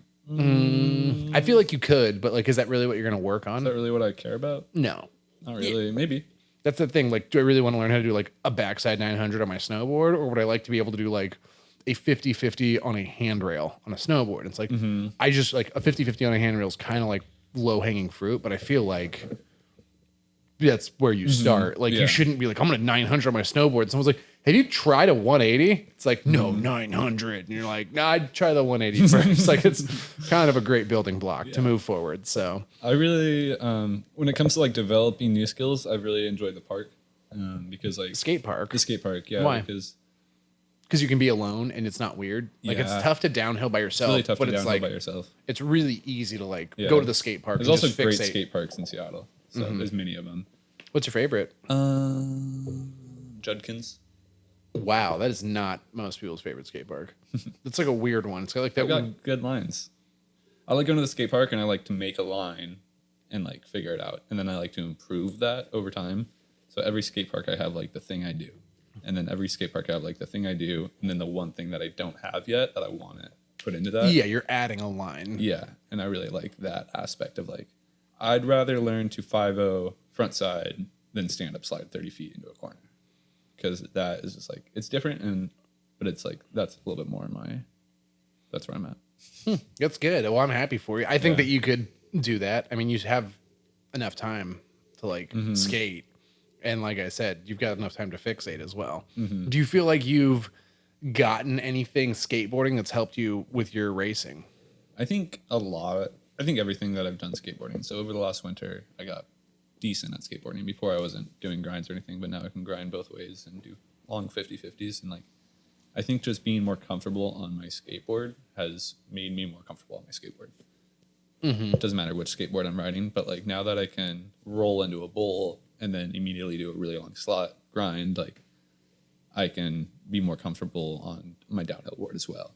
Even though the skills don't necessarily translate, I'm just more comfortable moving through space and time on wheels. Standing sideways. Yeah. Yeah, that makes and sense. like weird positions. Yeah. things like a lot of skateboarding, you kind of just hold a pose. Like you get up on the rail and then you just lock it until out. it's over. So it's a lot of that weird, but you're still moving pretty quick. That's a stand-up slide. That's a glove down slide. It is. It's really similar. But just a different execution. Different, yeah. So I really like the grinds. Mm-hmm. Yeah, and I would say, and it has a lot of that like same incredibly important timing. Like downhill skating is very timing based, which I don't feel like a lot of people like when you do a glove down slide versus when you do like, let's say like a basic ollie over like a crack. Like those two things have the same very high level of timing. Like everything has to come at the right moment, at the right everything has to happen in the right sequence, and then it also has to happen in the right spot on the road. And so what are some of the things you've been doing? We were joking around about eating berries and stretching, but what are some of the things that you've been doing to, give yourself the best shot? Eating berries and stretching, I definitely think about that. I try to invest in my food and spend my money on like food that's going to make me that's why when you said better. Fast food, I was like, I really don't. But I do eat a lot. Yeah. Like it's hard not to when you're living in a van and it's like when you're trying to eat at 10 o'clock at night, McDonald's is the only option. It kind of sucks. Yeah. Unless you can only prepare. you can only go to 7-Eleven so many times and be like, oh, cool, banana or apple. Protein bar? Protein bar. Exactly. Like it's tough. I remember driving across the country one time on like a 3-week road trip, and like the first 2 weeks I was like, I'm eating so healthy, and like day 2, it's just like me with like 2 Big Macs like in my hands, like walking back to the van. But that did not last at all. I saw one set of golden arches. I threw the discipline right out the window. I doubled back on the freeway to go get some. So I like to hear that. Stretching has been a big part. Stretching for sure. I also like to do a lot of working out. I like to run. What? I used to run a lot before I broke my leg, and then over the last 3 years, I haven't ran much at all until this summer. But now I'm back into it. I really like to run. It's kind of like low risk, but you still get that. So I am an adrenaline junkie. Like disc golf is kind of boring because after a while it kind of gets boring. Same thing with like, I don't know, a lot of boring, slow things. I like fast things and like. It depends on what you're doing. If you're not I'm not defending disc golf, but it's finding the thing in the activity. Like if you suck at disc golf, it's boring. It's hard and it's frustrating. Yeah, but when you like are sitting there in the woods and you're like, I can take this piece of plastic I bought for $17 and throw it hard as fuck on this angle, and it's gonna do this thing and spin through the woods, and I just get to sit there and watch this thing just fly like unaffected through the woods and get right where I want. It feels amazing. But then at the same time, you can also hit a tree and kick the wrong way, and then I'm immediately swearing. And then going and looking for it. And then, it's like really frustrating. It's really frustrating. And it doesn't have that same, like, the difference isn't the same. The high of throwing a great shot isn't the same high of, like, not getting hit by a car. True. Yeah, not dying is an insane high. Yeah. You don't, like, most other things are pretty lame now that I've not died so many times. Yeah. Exactly. But like, running is like. Well, there's a runner's high. Exactly. Well. So you could just throw your body as fast as you can and do that for as long as you can. And then when you're exhausted, you feel fucking kind of incredible. Like you feel like shit, but like you feel incredible.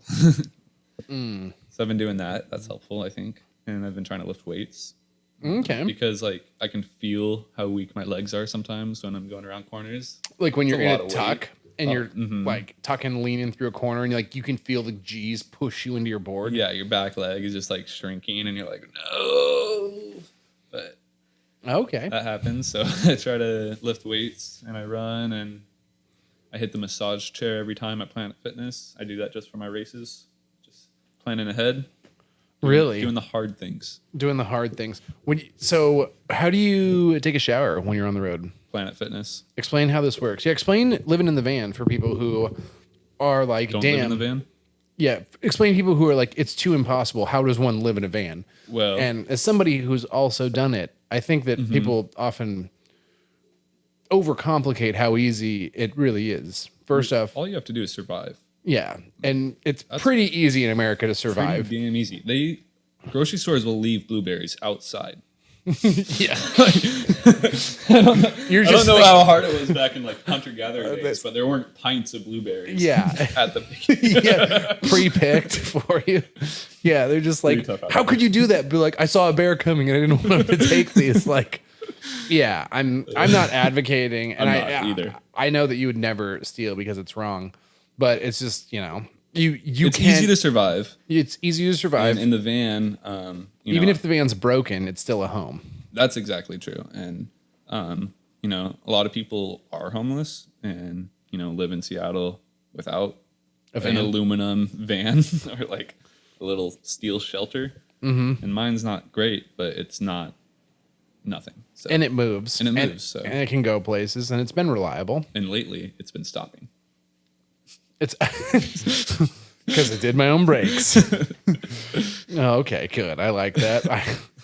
I'll give you a pat on the back later. I know that was a big one for you. So good job. So yeah, living in a van. I cook my own food. I got a little Coleman grill. It's actually not Coleman. It's a butane one. There's a propane shortage across the nation, so it's not the best year to be living in your van. But if you There's a propane shortage? there is. I did not know. There's a conspiracy that Mr. Engel tells me that it's just to keep people from living out of their vans in LA. Because in LA you can't buy propane. It's interesting. It's like there's a shortage, but I haven't seen it up here as much. Yeah, I don't know. Anyways, That seems like one of those cool conspiracies that you like hear one time and then you're like, there's me. no propane. Like Then you're like me and you just tell people from now on, you're just like, Oh. LA's trying to kill homeless people by not selling them propane. And I got the documents right here. that's what I'm doing. Yeah. I'm traveling around the country, buddy- attending different podcasts, talking about how California is trying to kill the homeless people by I not know providing. a lot about Californian politics from what my buddy Daniel's taught me. Love you, Daniel. Such a credible source, too. Just Daniel's walking you through Bakersfield explaining how homeless people work. Exactly. He's just like going over here like, this poor son of a bitch right here has no propane. Can you imagine this? Hey, buddy, you got to smoke? No, Daniel's a nice guy and he would never do that. But like, yeah, it's just funny to joke around about. Interesting. So no propane in California. No, So you got to so I gotta- stock up. Dude, maybe that's... Butane. Maybe that's your new NFT thing. You just stock up on propane here, then drive it down to California, and then boom. You either sell it or blow up. I don't know how propane works. So you're on a butane stove. Got a little butane stove. I wedge my skateboard in between my dash and my front seat to I saw that little. make a little kitchen Wait, so table. you cook inside? I do cook inside. People keep asking me like that in that exact tone. I'm just wondering, as a man who's never set himself on fire in a van, is that how you do it? That is how I've been doing Okay. it. Yeah, so I just got a cast iron skillet and I use grapeseed oil and I heat that bitch up and I put my vegetables oh my on God, grapeseed oil. it. That's what Forrest told me to use, yeah. Why? It has a high point of a high smoking point, and it's like you want to always season your cast iron too. You don't want it to dry out, so you like grapeseed oil is a great one. Has a high smoke point, and really you'll have to ask Forrest. I'm just so confused. You got a van that barely fucking stops, and you're giving advice on how to take care of your fucking skillet. Cast iron pan. Huh? You don't keep care. If you don't take care of it, she's not going to take care of you. Yeah, exactly. Okay, well, Lady I mean, likes a good cast iron. I honestly, this is going to sound super fucked up, but Allison would probably be super happy to know that you're taking great care of her. know that Allison would be super excited. Because she's been talking to me about like, I would get a cast iron. And then she like looks at me like I'm a fucking idiot who's definitely going to put dish soap in it. And I'm like, yeah, babe, I'm definitely going to fuck this up. and She put really, dish-" she's like, I would get one, but No, it's not quite that subtle. It's pretty obvious. It's more like, well, Nate's just such a fucking idiot. Like, how could I get a cast iron pan with him around? it's great. Like, you really should have one because I never clean it. You never, and if I had it in my home, I would It's never. just a clean flavor it. saver. Yeah. That's what it is. Yeah. Yeah. It's like, It filters out all the addictive shit. Yeah. yeah. I mean, And don't worry, I'm here for you. I'm just happy that you're doing it. Like I did it way differently. Like I had, well, typically when I would live in my van, I'd have either Morgan or Levi around, who are both excellent cookers. Morgan's from Mount Shasta, so he pretty much was raised in a campground, and so he knows how to slice it up, which is super nice. And then Levi is a wonderful human being, and he's been able to slice it up. So we did a really good job. But whenever it's like me and Monkey traveling around, it's always just like A lot of Red Bulls. oh my God. It was I forget what it was. From Florida to Rebel Stove? No, the worst one was when Morgan showed up and we went around the country, and he showed up with like 3 flats of Red Bull. Oh, man. And we drank like probably 40 between Morgan and I. We probably drank like 48 Red Bulls in 3 days.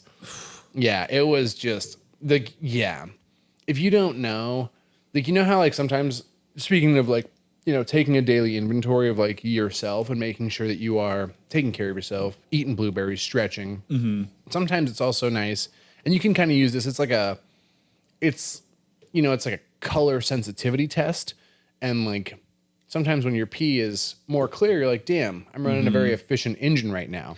And sometimes when you're like, damn, that looks a lot like the blueberry Red Bull, you're like, this is a bad sign. Like, I'm really having trouble sleeping. Exact same color like, as the Red Bull. Yeah, and every time I close my eyes, it literally feels like they get pried back open, and I hear a sound like someone just blew speakers out. Like, it's like, and like that's what I hear when I tried to close my eyes, which was good because I was driving across the country and we had deadlines to make. So you don't want to close your eyes. Yeah.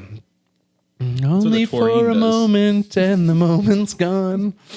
Yeah. No, you. Dust in the wind.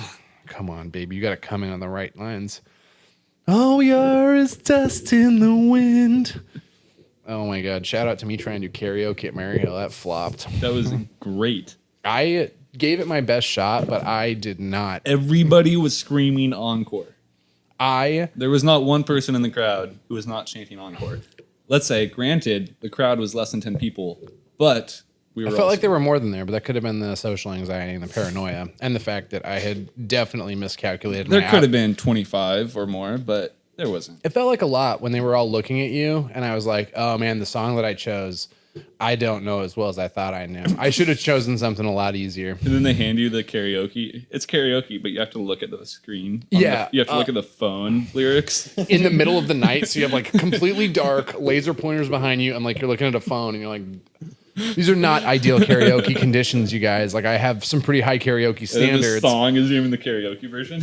Yeah, you're just like, that would have been really funny like if I singing over you. Yeah, it's like I go up there and they just start playing it, and they're like, "Are you gonna sing?" Be like, "No, I just really like the song and I wanted to hear it." What song was it again? Gloria Gaynor, "I Will Survive." That's what it was.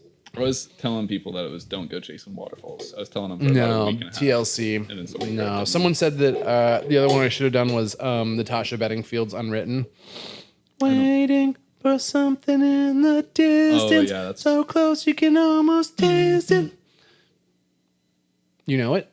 Yeah, I mean, I don't know the next words. Release your inhibitions, feel the rain on your skin. No one else can feel it for you. Only you can let it in. Let it in. Let it in. Yeah, see, like, it's tough to do karaoke. I should have done the Patasha. You should have freestyled. I honestly, I think I did a John Huey freestyle about him having a photo of mine that I wanted him to share, but I just didn't. I should have pre-recorded. Obviously, the mids guys really brought they commandeered the entire system so that they could do karaoke, and I was like, I have a huge FOMO issue, and I really want to do karaoke, and then I timed it poorly. I didn't have my A game with me, and the outside food and drink really took me down. The outside food and drink was excessive that night. Mm-hmm. But I think you did a great job. Thank you. Yeah. I was standing in the shadows. Didn't you do karaoke as well? No. No, I thought you did karaoke. No, because, vaccine only. Oh, yeah. Vaccinated only. That was an interesting rule. I hate to out myself here, but... Yeah, that's fine. Super lazy. Shit. Yeah, you're like, I would totally do that, but it's really getting in the way of me being... It's really getting in the way of me doing karaoke. So I'm just going to keep it there. I would do karaoke, but you guys are such authoritarians over here. Like, no, we didn't even say that was a rule. Oh, I get it. You guys don't want anyone to do karaoke. I guess I'll just leave. Like, no, we want you to do karaoke. Okay, I'm out of here. Yeah, I get you. I definitely... I think you'd be great at karaoke. I thought for sure that you were the one who was doing outside food and drink, man. Yeah. There's no way. Yeah. What was Maybe another night. I thought you were doing Sweet Caroline. I thought for sure that was you because whoever did it so good. No, there was somebody doing karaoke, and I came over to your group of people, and I was like, "Yo, Nate, you got to get out there. You got to do it, man. I just did it. You all heard me. That was me doing it, and you guys were all like, "Oh, that was you, man. We were just talking crap about you." And I'm like, it wasn't. You're like, I'd rather you guys. You're like, I don't want you to think I'm bad at karaoke more so than I am trying to keep this lie going. Okay. Understandable. I'm down. I just wanted you to do it, man, and I was really glad when you did. I will give it another I'll give it another go. Next year? Yeah, I've got some other songs that I've really there's a couple of them. I thought that Gloria Gaynor, I Will Survive. That's a favorite of mine, but I typically sing that one just absolutely tater-totted, and I was in the wrong mindset. The other one that I thought would be really good was Natasha Bedingfield, but I was like, I don't know those words. If it really came down to it, I'm going to have to go with Neil Young's Old Man. That's a great one. That is, and I know that one like front and back. Very appropriate too, I would say. If like Nate was up there singing Old Man. Just railing on it. And like, I know the words and I know the melody well enough that like I could switch it in a second and immediately start singing it out people. And can I ask you a couple questions? That's exactly why we all wanted you going up there, is because you're so good at freestyling. Yeah, because you've worked here for a long time, and without implicating me into any jail, what was working for me like in the early days of Motion Board Shop in relation to the consistent serenades and sonnets that I would bring to you? Nate would come in every day, even the days I had to drive him in, and sing about how great I was at everything I did. Yeah. I'm not being sarcastic. He was very polite. Like, always talked me up. I always talked you up. It was always a compliment. It was always like, okay, all right. Yeah. Yeah. Exactly. Explain why you were driving me into work for a while, because for people who don't know, you have had a plethora of shit show cars. Can you run us through the absolute debauchery of garage aesthetics that you've manufactured? Because like it's always just like, what the fuck, Garett? Like, is that thing even street legal? You're like, hell yeah, dog. So what was your first car? Very first car was an Audi 90, which is a little 4-door sedan, based off the Quattro, which is a cool rally car, but it wasn't. It wasn't that. Got it. It's like that, but it's not that. Super like it. I got it for a mean $300. Okay. What happened? Before I got my license, I blew it up doing some donuts with my friends in my front wheel drive sedan. Wait, before you got your driver's license. Yes. When did you get your driver's license? When I was about 16 and a half. Okay. How long were you driving the car without your driver's license? Probably just about a couple weeks. It was like you had to be 16 and a half or something. I was like waiting until the day that I could get my license, but like I still had my car. It was pretty close. But okay. It was like I blew it up before I could drive it. Bummer. And then the Audi's dead. What happened after that? Audi's dead. My uncle gave me a minivan. A nice white Honda Odyssey, year 2000. Had all 4 doors opened up, no sliding doors. It's pretty sweet for being in high school, junior year. And you had a minivan, which pretty cool when you're living at home with your parents. Pretty cool. Okay. We love that. And then what was the downfall of the minivan? Some personal life decisions, I guess. What do you mean by personal life decisions? My parents sold my minivan. Oh, okay. So some non-personal life decisions is what it sounds like. Yeah, I mean, sometimes you grease trap yourself. Was it your fault that they sold them? Yes. Oh, is this the one where they're like... Yes. Can I tell the story? Sure. Is this the one where your parents are like, we think you're on drugs, we're going to sell your fucking minivan, and then like you peed clean because you weren't on fucking drugs? Yes. Okay. That's... Well... yes. Yeah. Yes. That is true. That is 100% true. Yeah, you weren't on drugs, and they tested you, and you weren't on drugs, but they still sold your minivan. Yeah. Which... Well, it was for like marijuana, but they were thinking I was on like some other shit. They thought, I don't know, but... You thought you were on like real drugs? I was smoking weed, man. Not that I'm advocating, but I was smoking weed, like, man. life's tough. Yeah, it's actually kind of hard. Yeah, so they kind of freaked out and... sold the fucking shaggin' wagon. Which sucked. And then, how long did you go without a car? 2 years or so. It was a while because you were like... I had to wait till I was old enough to Well, it was until I was here. So like, Because you got a car. Was it right around the same time? I had to wait till I was 18. Oh, yeah. So You had to wait till probably you were a year. 18. And then the moment that you were 18, you're like, I can work. And then you used the money here to get a car, which was you got a brand new car. I got a brand new car from 1989. It was a $400 Jeep Cherokee. Oh, yeah. Yeah. And how did this? That $400, it was hard-earned money. Yeah, you've always been really good at saving your money, which is impressive because Except for the last couple of years. I mean, hey, man, you got a vehicle. Like, I'm terrible with my money, so to see you be like, I saved up this much money, I'm like, how the fuck did you do that? Like, Well, I had to get a car so I could get to work, and I wanted to work here, and I lived 35 miles away. So wait, Everett's 35 miles away? it is. 35 minutes away. Yeah, when you go 60 on the freeway. So a mile a minute. I mean, Google this right now. All right. I refuse. Okay, yeah, because I only worked here for what, 3 years? Okay, I know right where you live, just to be clear. I'm Okay. Googling it. I'm saying it's not 35. It's the northernmost exit on Everett. Yeah, I know. I dropped you off there a number of times because, surprise, surprise, your $400 vehicles weren't necessarily 1,000% reliable. Okay, we're given 31 minutes to get there. Directions from here to there, we were looking at 27 miles. I will. Pretty close. It's pretty close. It's pretty close. Okay, I thought it was much shorter. I thought it was a lot closer to like 22. Not that the 5 mile difference. Okay. I thought you were like, damn, 35 miles. That's actually a chunk of change. That's taking you at least half an hour every day to get here. And you drive on I-5 In traffic. in for sure. traffic Because every we day. started at like 10 back then. Yeah, we switched So it I had up. to drive there from like 9 till 10. And it was like right when I touched stuff. Yeah, dude. And I it's was all- late a lot. No way. Yeah, it That's was. kind of the theme of Motion Board Shop. But I'll be very honest. Like, I don't want to like. Good. I like there.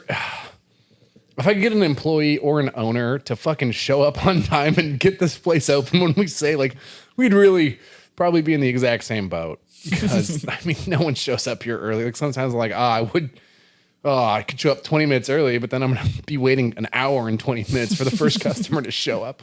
Someone always shows up at like 2, be like, oh man, Yeah. I'm so glad you guys were open. I thought you opened at 3. It's like, what? 3 o'clock's not a normal starting time for any job except a strip club. What the fuck? Okay.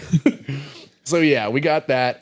So you had the Jeep. And Yeah. was that the one that had the wooden cup holders? Yeah, that one was That sweet, wasn't that one it? was pretty sweet. It was super fucked though. 4-wheel drive. It was 89. So yeah, it was fucked. It was the same age I was. And that was right when I blew the head gasket in my car. So you were picking me you up. were broken down, and we had to open up the shop. So I was skipping high school and driving you to work. I mean, you were skipping high school regardless. You were right. You right. Sorry, yeah, no, mom, they made me skip high school today. What about yesterday? Oh, I did that one on my own. Okay, so you were bouncing around. You had the Jeep Grand Cherokee. What happened to that? That one, I kind of just folded my card. The seatbelts were not working. Like the passenger had, just a little thread. Oh of yeah, seatbelt. I remember like Yeah. getting in your car one day, and I was just like, "Hey, where's your seatbelt?" I'm like, pulled it, and I was like, You almost just break it. Yeah, I was like, never mind, just hit something hard. And then the other part is like no seatbelt, and then there weren't airbags either. So that was And, like, pretty loose. was it like no in the steering was no heat. super like all over the place? Was that the one you couldn't go Yeah. 40, 50 miles an hour in? I mean, yeah, I would have to come to work going pretty slow on the freeway because it would definitely have some wiggle. The van has some wiggle. Now I'm a little older. I might have still sent it. I'm a little bit more experienced wiggle in it. But at the time, I was like, this is kind of too dangerous. This is a well, little- the thing was that there was no seatbelts, no airbags. So if it's wiggling, And you've got literally nothing holding you in. It's like, oh shit, we're about to get into a crash. Roll the window up. Safety first. Okay, that's what I like to hear. And then after the after that, the Jeep, I bought the Volkswagen Fox. It was a Oh, little God, shitty. that thing What was- this baby was 700. Yeah, So you moving see on me up. moving up. I Yeah, went from 300 3 to 4 to 7. Yeah, that was a big jump in the life of Gary. And this was a really nice car. This was a nice little 2-door sedan, Volkswagen Fox, From what year? 91. 91. And all white, little black. All white. Yeah, it was cool. It was was like steezy. And what It happened was to that? hesh It was pretty hesh. It was a great car for you at that time. at that time. Yeah. And when then I what was, like, happened to 18 that? working here. I was driving that to a race in Oregon, in Portland, the Mount Tabor race. And was about 20 minutes, maybe 10 minutes from the race hill, still on the freeway, just crossed like the river into Oregon. And you guys are distracting me. I'm distracting myself. It's your fault. I'm so easily distracted. I'm skipping parts of He's the fidgeting over here. I'm skipping parts of the story also, but they have to be skipped. The statute of limitations is strong with this one. Okay, continue. And the car blew up on me right there. On the Like freeway. on the freeway, 10 minutes from the race. What type of blow up? Like literal The everything. radiator, something. Complete just, like, overheat, steam. Seized for sure. Oh. Yeah. So Oh, you well, like immediately decelerated on the freeway. Yeah. Like, it was like sketchy. like I was super fortunate that there was an exit right there, and I was already over there, and I was able to just hook it over and get into a neighborhood quick. Oh, okay. Yeah, but we definitely pushed it. If it makes you feel better, when I blew the Subaru up the first time, I was listening to DMX after leaving my cousin's house and was just rocking out super hard to Rough Riders Anthem or some shit like that. And when I leave my cousin's house, it's a big old downhill, and then it gets on the freeway. And so I'm going down this big old downhill. My brakes at the time were super shot because I don't know how to fix them myself. And so I was like, oh, I'm not going to ride my brakes down the hill, put my car into like 2, so I can like chill down this hill. And I'm just, first we gonna rock, then we gonna roll. Hopped on the freeway, head gasket went blow because I was doing 65 miles an hour In second gear. still In second? and Oh, just no. hammering it like, whoa. Why won't I speed up? Yeah, why won't I speed up? Why is it so loud? What's going on? And then bang, and like literally bang. All the lights go off, nothing, Oh, no. and it just like Power on steering I-5 goes out, brakes go out. going uphill, get it over to the side of the road. And of course, I'm an idiot. I'm just like, what the fuck was that all about? Like, try to turn it back on. And now I've got no sound. So I turn it back on and I hear the exhaust coming straight out of the top end of the engine. Oh, wow. And like see the hood shaking from like the gas hitting it and shit. And I'm just like, I'm like super close to my mom's house. And I like call her and she doesn't answer, thank God. So I just drive that thing over to her house, like literally scuttle it right in her like driveway and then just like dip. Like don't even like tell her. She just wakes up in the morning. There's just my beat Subaru in her driveway. And she's like, Nathan, are you okay? I was like, oh yeah, no, I'm totally fine. My engine blew up last night and I was doing this. She's like, how come you didn't call? I was like, ooh, I didn't want to have that conversation with you at like 1 a.m. in the morning. Like, yeah, well, so I was listening to rap music and well, you know what happens. So blew that thing up. Super sketchy. Blowing up car sucks. Oh, it's a rite of passage. The Fox is the second one that I blew up. Yeah, any kid that's like, oh yeah, my parents gave me this car. I'm like, wait, so you've never changed a flat tire or like you've never like had to like learn you how didn't start with a $300 car? I started with a Pontiac Bonneville, but she taught me a lot because she had just enough electronics on it that like shit would go wrong, and I had to like learn how to fuse box like really well. But it also had enough mechanical stuff that like I could replace my light bulbs. I did do the brakes in that car when I was in high school because I had an auto shop class. Okay. And they were just like, who wants to learn how to do their brakes today? And I was just like, I'll volunteer my car. I volunteer my car. Like that was a car where I got pulled over one time driving it. I had 7 people or 8 people in a 5-seater car. And then I had 2 people sketching on the outside and the tow rope out the back of it. And the police pulled me over and were like, what are you doing? And I was like, oh, on hindsight, I get why you pulled me over. Like, this is pretty dangerous. And we were, if you know, like where Shorecrest is, we were driving up and down the streets of Shorecrest right after school got out with like this many people and like literally a 40-foot tow rope out of the back of the car. And like my buddy just like fucking ripping like sidewalk to sidewalk turns. And we didn't stop for shit. Like no stop signs, no nothing, just banging around. Like that car had so much potential, but just captained by such an idiot. Yeah, so, just dumb stuff. So you had the Fox. The Fox is going great, and then boom, no more Fox. Fox blew up. I was down in Oregon. Buddy Tabor lives in Vancouver, Washington. His dad buys a U-Haul trailer to pick up the car, and then he loans us his truck to drive it home. So I drove it from Portland to Seattle with Tabor's dad's truck. So shout out Tabor and his family. Whatever happened to that truck? Tabor drove it home. Tabor drove it. So he loaned it to us so Tabor could get me home. Oh, wow. So Tabor like really homie hooked it up because like he drove you all the way home and then like lonely boyed all the way back. With the And he's like never driven a U-Haul trailer with a car towing behind it, and then it's his dad's truck. Because it's like the U-Haul trailers that are just like, yes, I know what you're talking about. You put the front wheels on and you just pull it. Yeah, so. Yeah, it's when like you're like, ooh, it's kind of a nice car, but not nice enough to like get all four wheels off the ground. I know exactly what you're talking about. Yeah. So that was cool because like, yeah, that happened to me. I lost my car, but I wasn't shit out of luck. Yeah, I think you're a nice enough person. You've been around the block enough that enough people are like we know you're gonna break down. You know, at this point, like everyone's got a little bit of extra Gary money laying around. Like, oh, he's gonna need this. Like, everyone's got an extra GoPro. Yeah, everyone's got an extra. Yeah, let me bum this. You mind if I bum a GoPro and a ride back to Seattle? Exactly. I mean, I think bumming a ride back to Seattle makes sense. Bumming a ride back to Seattle. We're all going that direction. Well, bumming a GoPro. It's like, yo, I don't have a lot of extra GoPros. Like I have a lot of extra space to get back in Seattle, but we digress. Follow up to that is you've blown this car up. You're back in Seattle. You know what's even crazier? My girlfriend was recently talking about you. She's not crazy. In that way. Shut up. Talking about how stupid you are. Dummy. No, she was like, oh, Gary's leaving for California. And I'm like, yeah. And she's like, we should give him some money and take him out for dinner before he leaves. And I'm like, no, babe, you're going to... No, we got to leave him here with like a fucking broken finger. Like he can't come back. Seattle's not good for him. Got to send him to California. So yeah, my girlfriend wants to have you over for dinner so that we can feed you, and she wants to give you money. I was thinking about asking for dinner on Saturday night. And money. She has told me a couple times that she's like sent you money and giving you money and shit, and she like won't tell me. What? Has this happened? Maybe she gave you money one time? No. Maybe. It sounds like her. It does sound like it definitely her, sounds like her. Check your Venmo real quick. Yeah. The other night we were at garages and we were all skating pretty late. And I only had a couple waters and I gave her a water. But I had like water and she just like handed me $2. And I'm like, yeah, you're at a skate event. You don't need to buy water from anyone. Yeah, but she feels bad for you. She's like, he's at living in a time, van. I was like, he chooses. I'm not taking the money. Yeah, he chooses to live in his van, babe.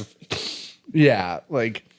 You're like, no, I really couldn't, but you're already like, I'm going to buy a fucking McChicken. Yeah, exactly. This is going to be the thickest McChicken. Exactly. So the Fox blows up, and now what do you pick up?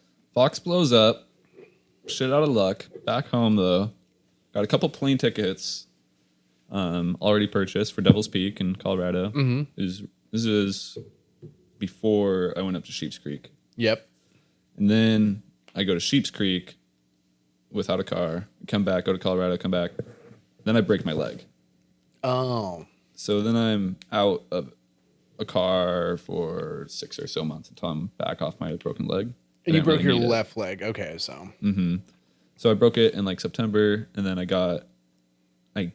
started busing to work, and from 35 miles, 27 miles. And, oh my God. Riding my bike for a while. Jesus, you're a trooper. And then I bought Allison's car. The other Jeep. The Jeep Laredo. The Jeep Cherokee Laredo. You bought that for what? Because you went from $700 for the Fox to... Probably $900. $900? So you're moving on up. She gave me a stellar deal. And what do you sell it for? More than $900? No. So that's actually a really hard life lesson that I learned was I sold it to a buddy from high school, and he like really needed the car to get to work. And okay, so before I sold it, I bought the van. Okay, so you had an overlap of having two multiple cars. Yeah. And then this guy on Facebook that I went to high school with needed a car for work, and I was like, okay, well, I have a car, and this works out. Somebody just gave me a payment plan for the van. I'll give you a payment plan for the car, for the Jeep, for the Jeep, and he never paid. So no, nothing. Wow. Yep. And I got him to sign a contract, and he has a copy, and I have a copy. There was no witnesses on the contract, so I never did anything about it. Did you bring it up to him at any point? Oh, like, yeah. You're like, hey. Yeah, I brought it up to him a few times, and then I kept bringing it up. And then one time he's like, hey, man, like, all I can really remember because Forrest's mom had to stop us from going and getting our money. Like, I was going to go get it, and she had to really stop me from doing it. And what was her response? Like, this person's probably dangerous. It's like, no point. Like, it's not the way to move forward. She's like, what are you going to do? Go I was gonna go beat the door down or something. I don't know what I was gonna Yeah. do, but I was gonna bring Forrest with me. And And she was like, well, before you commit a crime and implicate my son, maybe think about this a different way. yeah, so we didn't, and And it's Lena, right? it is Yeah, she's nice. Alina. Alina, that's right, Alina. And so she's nice. And She's super nice. and prevents you from potentially being in jail. And so what was the life lesson that you learned on that one? Always get paid first. Yeah. As Biggie Smalls would say, credit, shit, forget it. You think a crackhead paying you back? Never happens, man. I've learned that one too. It's like ruined some friendships, but you know, you live and you learn and then you get loves. Yeah. Definitely ruined this friendship. It was a bummer. But yeah, he just like said, like one thing he said was like, hey man, it really seems like you're kind of getting stingy about this and you're really just doing it for the money. And I was like, You're like, I sold confused you me. a car. This isn't fucking March of Dimes out here, homie. Yeah, no, okay. I'm doing it for the money, man. So, Yeah, sorry. I sold you one of my like few worldly possessions to help you out. That's a really interesting statement. I feel like you're getting really stingy and you're just doing it for the money. it was something like that. Yeah. It was like, The text back is just like, do you realize that I sold you a vehicle? Like, okay, so fuck that guy. yeah, and then, yeah, whatever. After the Laredo, I had the van already, and I just moved on from that experience. It kind of sucked, kind of got kicked around, but worked for the van and The van was the paid goal. that off anyways. Yeah, Yeah, the so van was the ship moving forward. The It was, Laredo, while yeah. it would have been nice to get some money, it's like, well, that's my past. that was That's the plan. But That's the old Gary. The new Gary's got a van. that's absolutely right. And then what happened after the van? Because you still have the van, but Still have the van. there was a car in between there. Yeah, That's one of my favorite vehicles, which is arguably one of the nicer vehicles it that you've was ever the had. newest, The and newest? the most expensive vehicle I've ever owned. How much did the van cost? $1,800. What? That's a great deal. It was a super good deal. Yeah, And it is a super good deal. If anyone wants to buy it, let me know. for $1,800, tried and true, broken true. in. Just put new brakes on it, Exactly. Okay, so the van's up for and it's got sweet camber. It's got sweet camber. Drifting ready. Okay, I love this. And so follow up to that, what did you buy? Because you had the van and you're like, this is the Chateau de Gary Barrington, and I can park this wherever I want. But a real classy gentleman also has His get-around vehicle. His more nimble get around The vehicle. daily, yeah. And so what was your daily? I had a little Prius, a little 2008 black Prius, Oh, how much was that bad boy? 21. $2,100 for a 2008 Prius seems a little low. Yeah. What was the reasoning for it being so low? Well, the catalytic converter was stolen. So the guy who owns Prius gets catalytic converter stolen, and instead of buying new catalytic converter, he buys new Prius. And I buy old Prius. And how, besides what does a catalytic converter do for the vehicle as far as the performance goes? A catalytic converter takes the exhaust fumes and it puts it back into the engine somehow. Okay. Yeah, I know absolutely nothing about cars, so I'm just Yeah. going to take your word for it. It does something to the exhaust. Yeah, I don't know if that's how that works, but Yeah, it just sends it right on There's back. unicorn. Same pipe. Yeah, it's like recycling. It's just, it filters out all the addictive shit. Okay. Exactly. So you buy this vehicle. It doesn't have a catalytic converter. What does a catalytic converter do for the sound of a The vehicle? biggest thing a catalytic converter does to the naked ear is deaden the sound quite a bit. It's essentially a muffler. It's not the muffler quite yet, but it is in the exhaust system. So it's on the way to mufflers.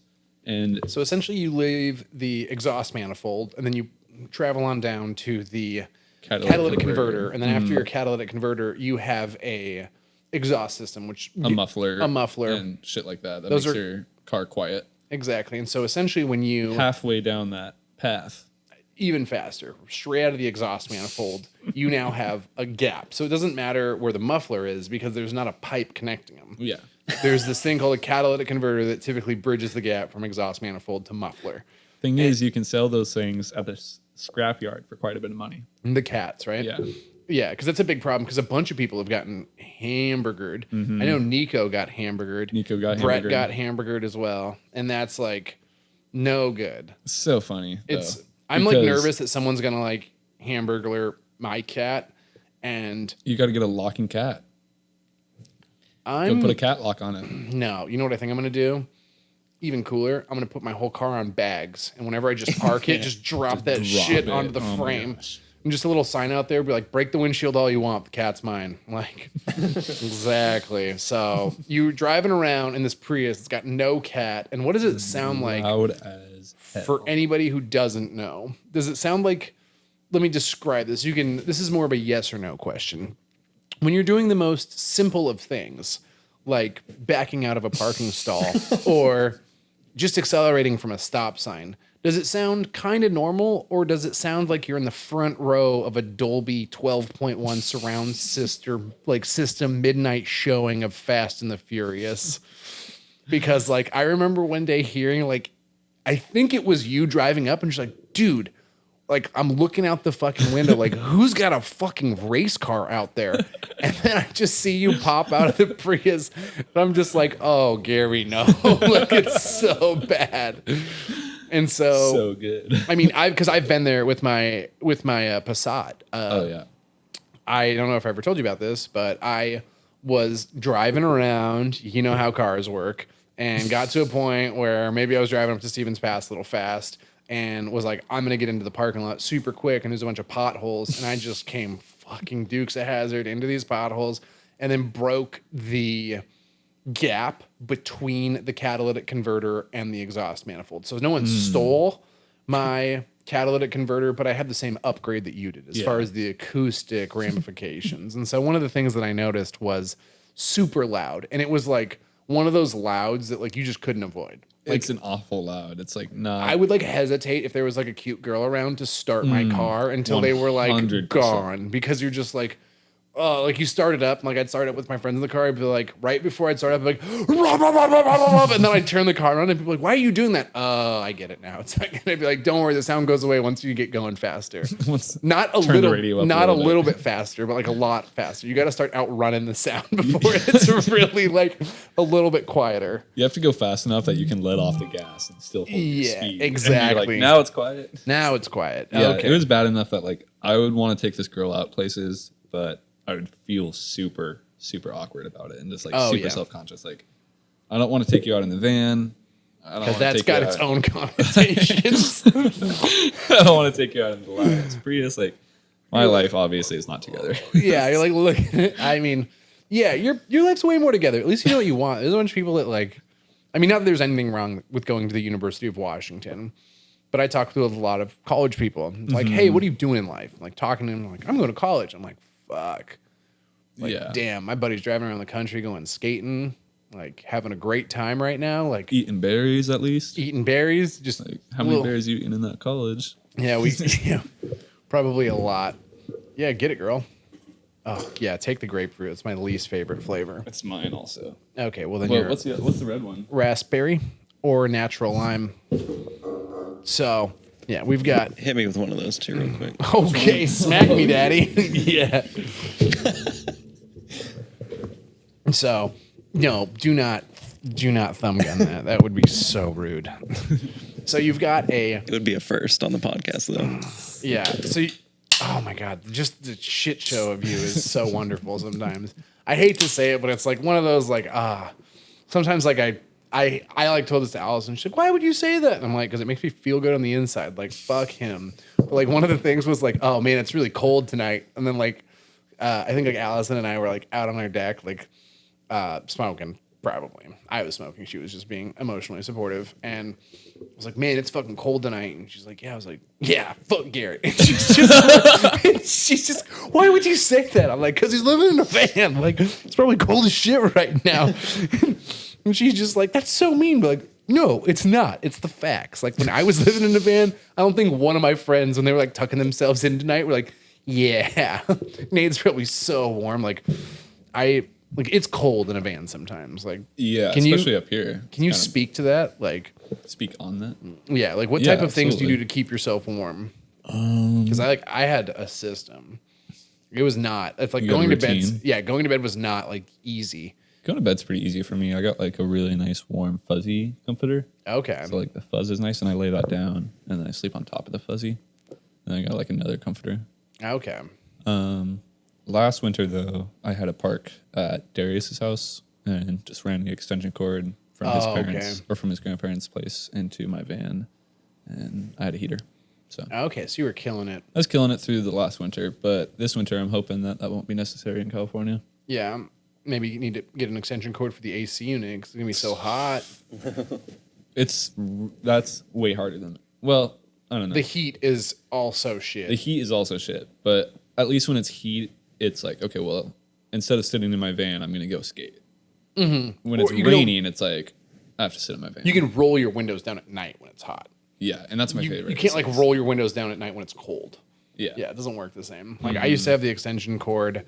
I was living in the Owen van through the winter, and it got so cold at one point because I had to run an extension cord out, and then I'd have like 3 sleeping bags. So I'd put 2 sleeping bags on, and then I wrapped the 3rd sleeping bag, and I had it zip tied to the mattress so that it was super pressed down. And to get in, I had to put 1 sleeping bag on and another sleeping bag, and then like smash myself underneath the other one so that it would be like tight and it would like hold me in there like And really snug. Yeah. Yeah, but it got so cold in there. I remember waking up one morning and I like accidentally had one of the windows open and had to scrape the ice off of the inside of the van. Yeah. And I remember just being like, I'm not having fun anymore. And I contacted one, and I had been living in the van for like 6-7 months at that point. It was brutal, miserable, and like That's when it gets rough, is when it gets cold. and you're alone, and you're just like, And I'm you're having alone, fun, yeah. and this is Like, okay. This is worth it. Yeah, that's a weird. Last year I was doing it because I had a job out here in Seattle that I was really excited about. Mm-hmm. And it was really hard to convince myself that it was worth living in the van through the winter just to have this job.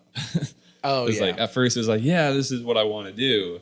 And then at the end it's like, yeah, this is worth it.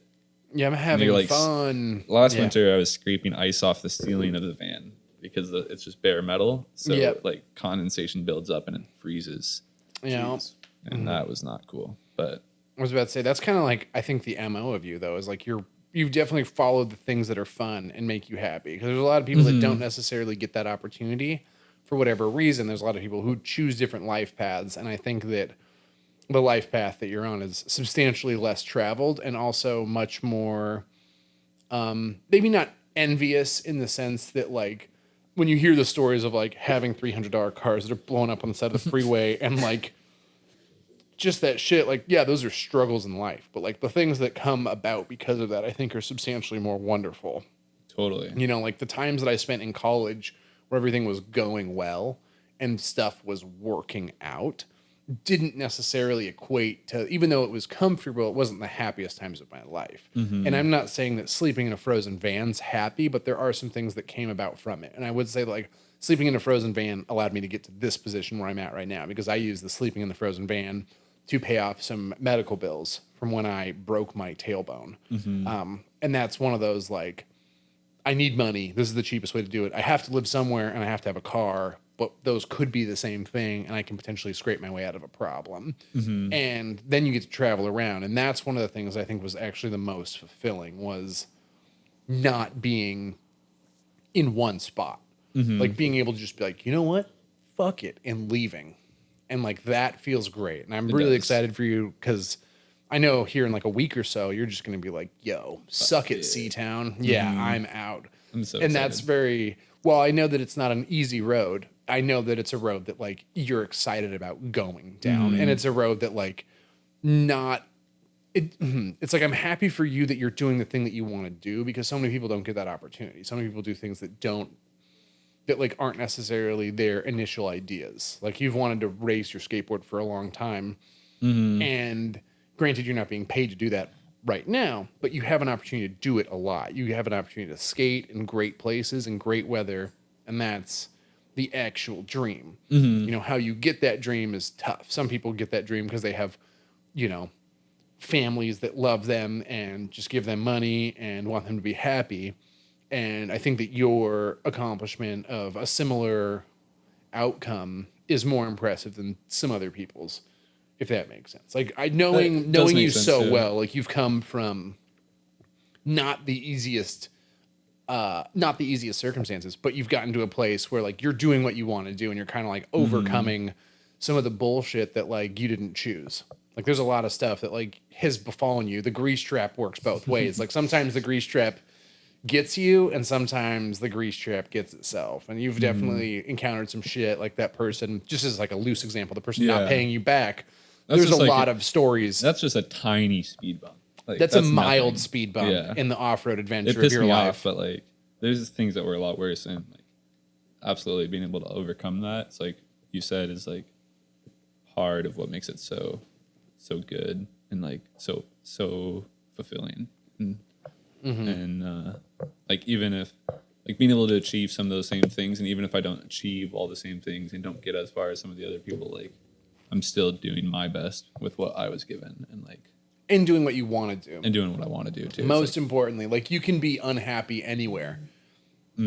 Like, and people do it all the time. People are unhappy in a lot of crazy places in life, and I think I'm very fortunate. I know that I accept my responsibility as being like in a position that some people have told me like, "Damn, you're really lucky," and it's like, "Hey, like I fucking worked really hard." Like, and you just see like if you just take the snapshot of Instagram and like the little jokes of like me standing next to a broken window holding a rock that someone just threw through my window, it's kind of like me making a joke. But the other thing is like that's not the hardest thing. Like, well, it sucks that someone broke into my business and stole my shit. Like, that is a speed bump. Like, I've gone through some real shit to get there. And so like those hard situations, you know, people who don't have those kind of like people who, like I said, people who have never blown up a vehicle on the side of the highway, they just don't know what it's like to blow a vehicle up on the side of the highway. And like, and what then do get they do? themselves out of it? Yeah, what do you do at that point? And sometimes, you know, you got to be creative. Sometimes you need to farm your friend group and be like, who's got what? Oh, your dad's got a truck and we can do this and that.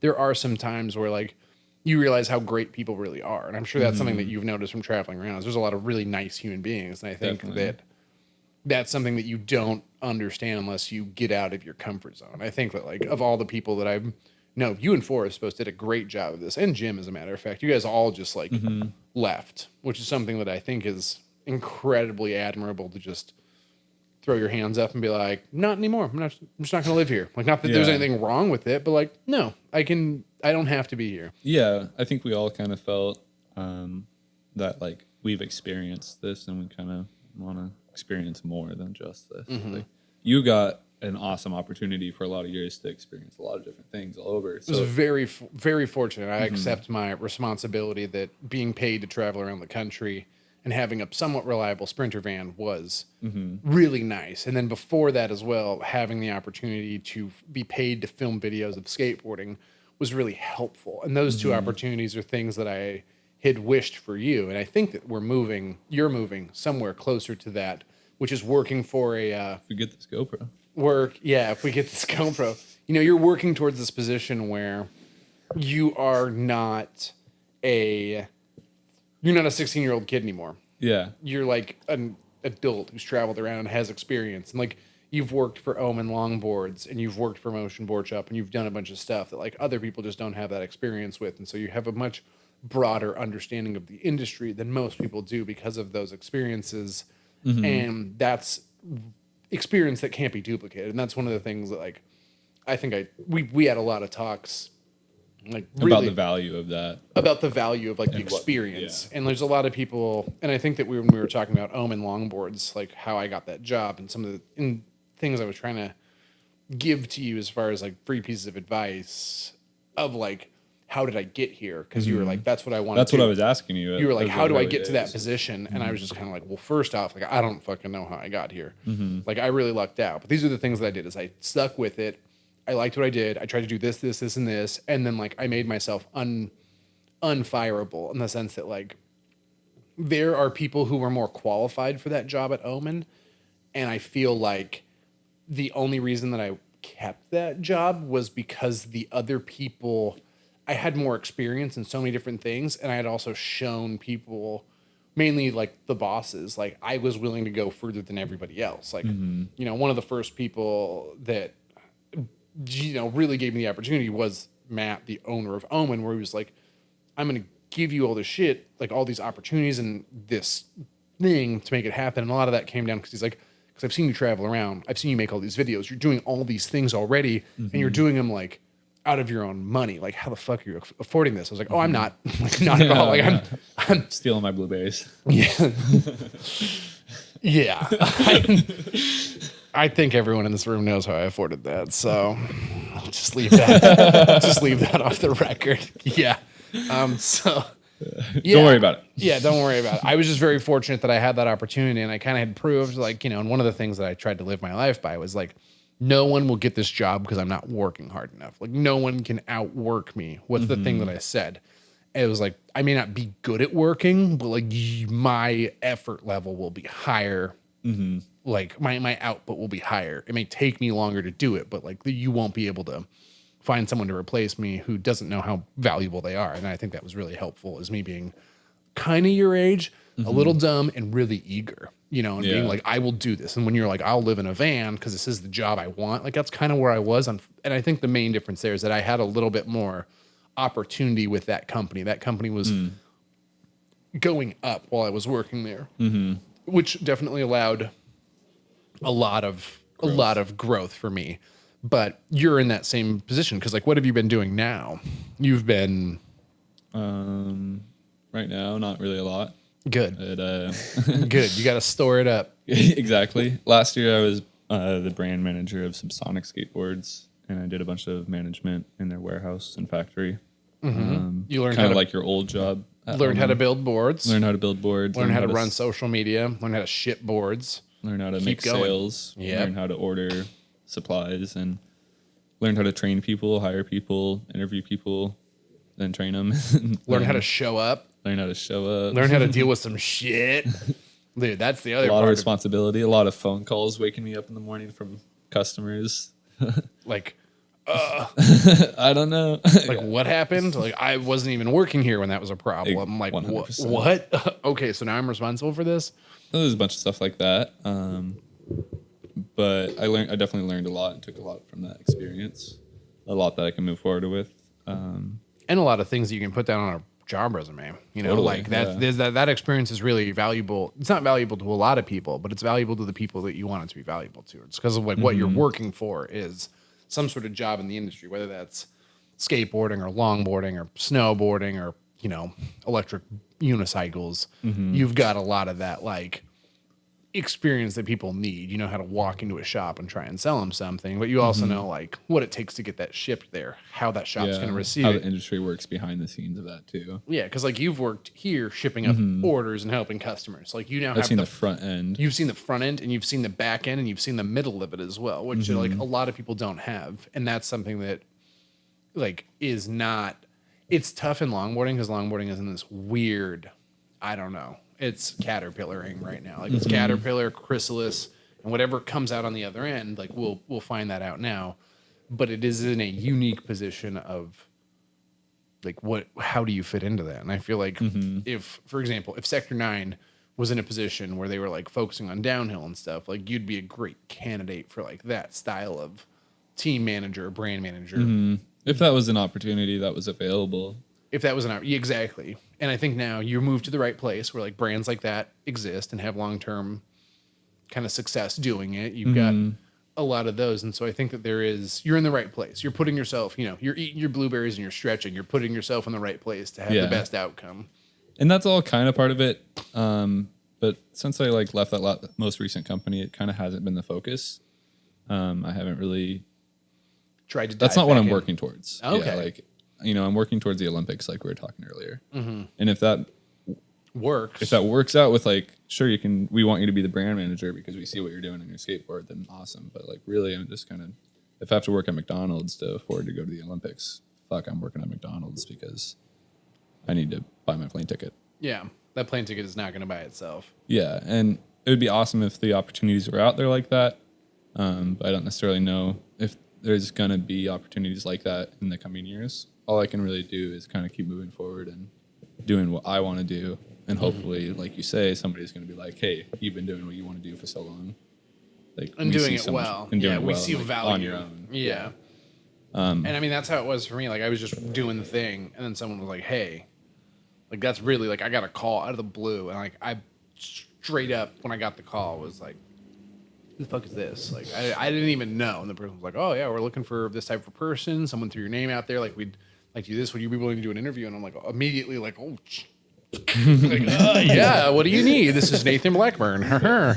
like complete change up of personality within 10 seconds on a phone call. Yeah. So, time and a place. Yeah. And I think right now I just want to focus on having fun and getting better as a skater and as a person and kind of getting more stable in life. And just kind of like understand, like we were talking about earlier. What does stable mean? Bonsai tree it a little bit, just like. Oh, okay. And then maybe some work opportunities will open up in the industry and I'll be able to do some social media managing. But it's not anything that I'm really. At the moment, it's not the goal. The unaimed arrow never misses. That's true. Yeah, so you're just like cruising right now, and if it comes, it comes. Mm-hmm. So where's the when you go back down to California, where are you going to be going? You said Tepe, and then do you have like a spot after that in case anyone's listening to this podcast? You're like, holy shit, you're going to be here? Yeah. Yo, like where? I'll be in Glendora, staying at GMR again. I'll be working for the owner of Ronan and GMR at his little shop, and I will also be probably working up on Mount Baldy. So I'll be in the San Bernardino County area as well as the LA County area. If any moms out there are looking for a sweet little sugar baby, yeah, I guess. Garett knows how to mustache. Garett knows how to cook on a butane stove. Ooh, Gives great foot massages. I can personally attest.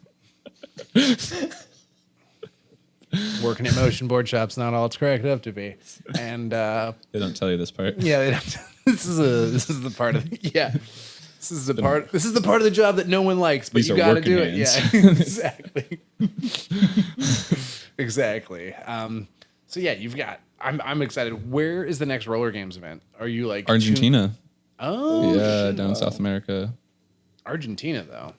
Yeah. Is that soon? Is that It's gonna be next year, 2022. Not sure when. Do you know what the qualifiers are to get there at the moment, or is that still need to be determined? Well, there was that Port Jervis ACME downhill, Mm-hmm. And then there's going to be another ACME downhill, and then on that it's pretty blind. So part of the reason why my life is so quarter mile at a time is because to get my to goals the roller are so games, quarter mile at a time. I don't know what the goal is. I don't know. Like 2 weeks from now, I know what the goal is, but I don't know what. I know the steps, but I don't know where the steps are. Like I know they're in there. 2 weeks from now, they could be like, "Hey, in December, we're going to have this qualifier, and you need to be flexible enough to be there." Yeah. So if that's, I'm sorry. Who decides where the qualifiers are? Put on a race, reach out to USA Skateboarding, tell them that you want to do this, and have them sanction your event to make it a qualifier. So it's pretty tough. It's 100% doable. If anybody wants to host a race like this, John Fletch would be the guy to reach out to, J Fletch DH on Facebook. He can absolutely help you. I think that the goal is to get more qualifiers like this happening across the country and getting more sanctioned races like this across the country that are a little bit bigger, a little bit safer, and a little bit more serious. Well, I mean, there are a bunch of downhill longboarding events that have gotten blasted over the last 4 years, I would say. What do you mean? Removed from existence. Yeah. Catalina, Rumble. Here's some great ones. Catalina, Rumble at the Ranch, Cathlamet, all gone. The Mary Hill. Angie's on gone. the Southern California trend. Pikes Peak, gone. Whistler gone. Britannia gone. Yeah. This will be the last year of Ginger Bay. Kelowna. Yeah, there's a bunch I mean, anything in Canada right now. Yeah, we can't get to, but they're popping. They're having races. You could. Small ones, outlaws, but we can't go. I mean, that's kind of what it comes down to. You're right.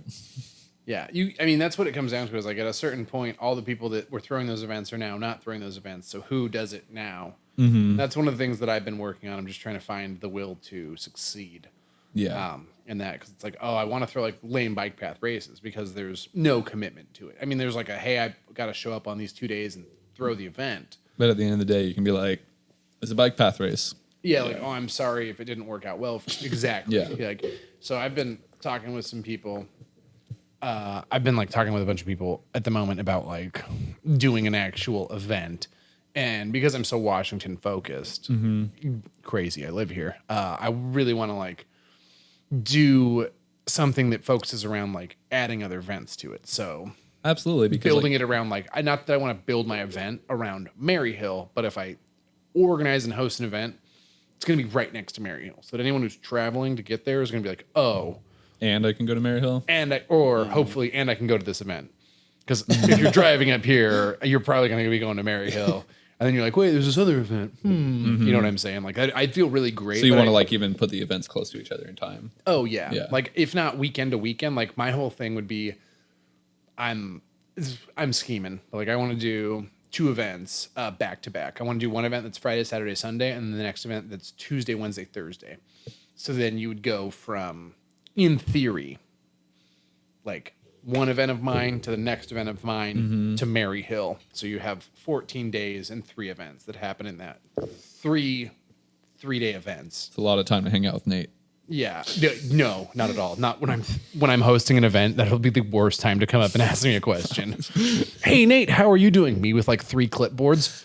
I'm doing great. Have you brought me a sandwich? Be like, no. Be like, well, then get me a. Do you have your entry fee? Yeah. Do you have? No. There will be no entry fees on the hill. That will be. Oh, a prepaid type. Yeah. Oh, hey, I wanted to sign up here. Path race, I see. Yeah. Hey, I wanted to sign up at the event. Me just like, yeah, cool. You missed that opportunity. That was 3 weeks ago. Well, I've got the money now. I don't have the care. Like and I'm also really like, I want people to win. You know what I'm saying? Like, I want someone to show up and be like, oh my God, I paid for this event and I got, $500 to $700 for 3rd place. And then God forbid you get 1st place. And finding outside sponsors and just working with the right people. There's a lot of businesses around here that have asked questions. And then it's just like, asked questions and was like, yeah, I could totally reference, like, what event do I point them towards? You know what I'm saying? Like, do it yourself, man. You're the man. But I don't want to be the man. Sometimes you wake up in the morning and you're just like, nope, I'm going to pet a shitty kitty today. Like, sometimes it's kind of tough. Sometimes you're like, do I really want to like contact the Parks and Recreation Department of Issaquah and be like, I'd really like to host this event. And then like for the 3rd time in a row, they're like, you can't do that. Like, that's dangerous. And I'm just like, you let 5-year-olds hold on to fire trucks and drive down the road without seatbelts. Like, I'm trying to sanction a longboarding event and you're just letting kids run across a road in front of fire trucks. Like, you may call it a parade, but like, that shit's just one run over kid away from like being a downhill longboarding event. And I can do that as well. Like, I could throw one of those. It's like a parade. We're going to close the road down. People are going to be on the sides, but we're not going to have cars in the road. It's a parade on the way up. Everyone parades on the way down. Yeah, exactly. I'm trying. It's like, how do I, and then the other thing is like, I asked, I'm like, yeah, it's like, you're kind of like, the first 2 times I tried to do this, the first time was like, I'm like, what are you trying to do? And it's me being like, well, so like what I'm going to be doing is like hosting a longboarding event and getting like 250 people to show up to race their skateboards down this hill. And they're just like, ooh, this sounds sketchy. And then the second time I brought it up, I was like, yep, I'm going to be hosting a race. People from all around the world are going to be showing up to do it. What we're going to do is close the road down, set it up. We've done this before. Pretty good at this type of thing. And this is what we're going to do. And tried to like tell it really confidently. And they're just like, oh yeah, it sounds really good. Like, what do you think you guys would be able to do as far as safety? And I was like explaining to them how hay bales work. And they're just like immediately like, this is a bad idea. This is a really bad idea. This is such a bad idea. Well, that's what you have to do. You have to like act responsible. Like when you approach it and you're like, oh, me and my buddies are going to shut this down and skate it. It's like, nah. But when you're like, if you want to get into it, like USA Skateboarding is sanctioning this, and like then they're going to be like, ooh, okay, like this is a real thing. Like, hey, this is well, there's more to it. Hey, this is the Big Fish LLC. We're an event organization. What we do is throw events. This is what our strong suit is. We're here to work with you. We have this team. Let's make it happen. And then they're like, oh, wow, you sound super professional. And it's really just me with 3 different emails, like acting as 3 different people. Like, oh, I need to forward you over to like the logistics guy and forward it over. And it's me. It's that's like, bureaucracy. Isn't Big it? Fish LLC. Yeah, Big Fish LLC. I like it. That's a good one. It's, there's, I think you're onto something here. I believe I'm already in front of it. Yeah. This idea's been in the works for a while. So I'm trying to like do it. But like you said, it's hard being the man. It's hard being the man, but I feel like there's also a different way to be the man, which is, and the reason why I want to do this is because I see all these events that get, I don't want to say like ruined by bullshit, but like it's tough when you're not intrinsically motivated. If I throw an event, people want to show up because there's an event.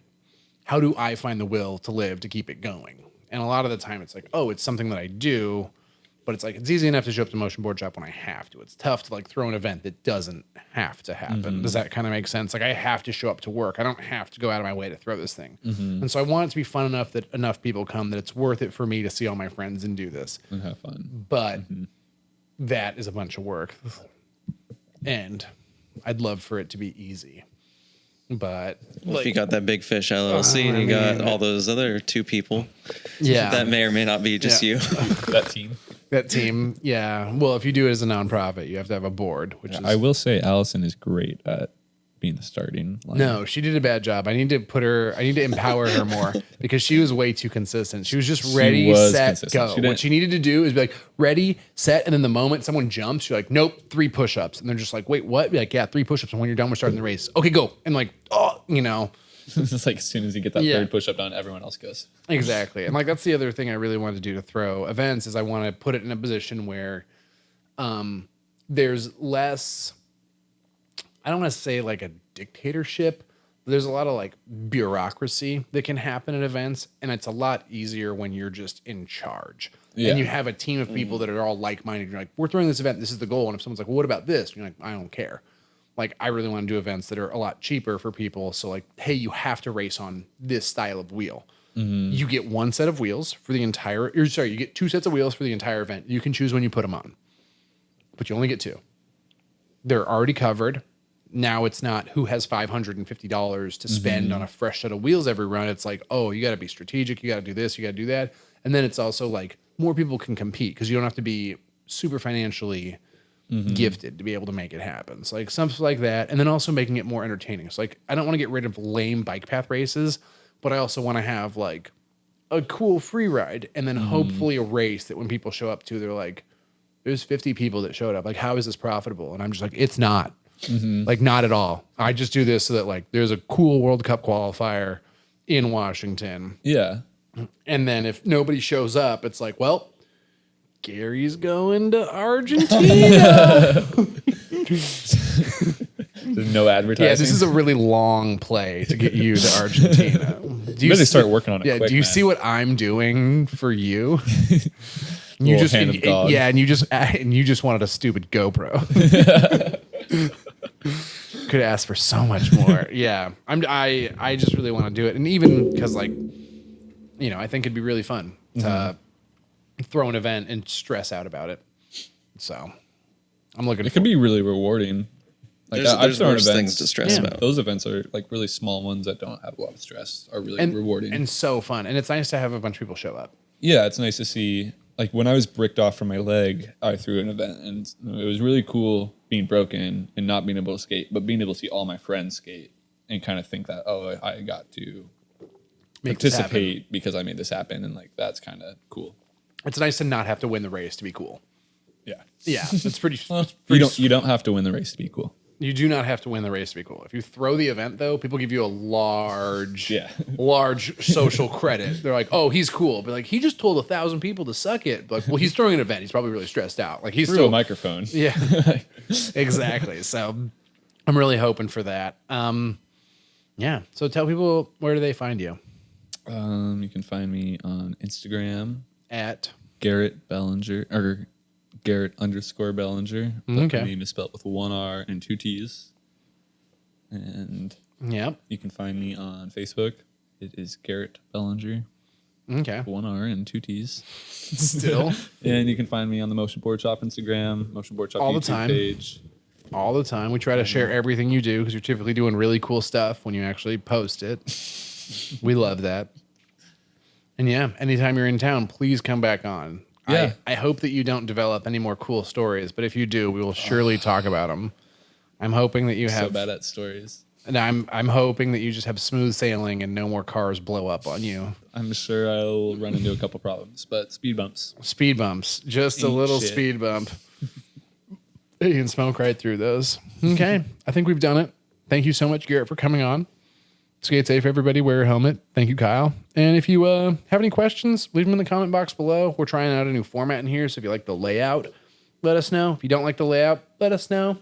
And yeah, if you'd like to be a volunteer for the Big Fish LLC, please send your resume That's huge.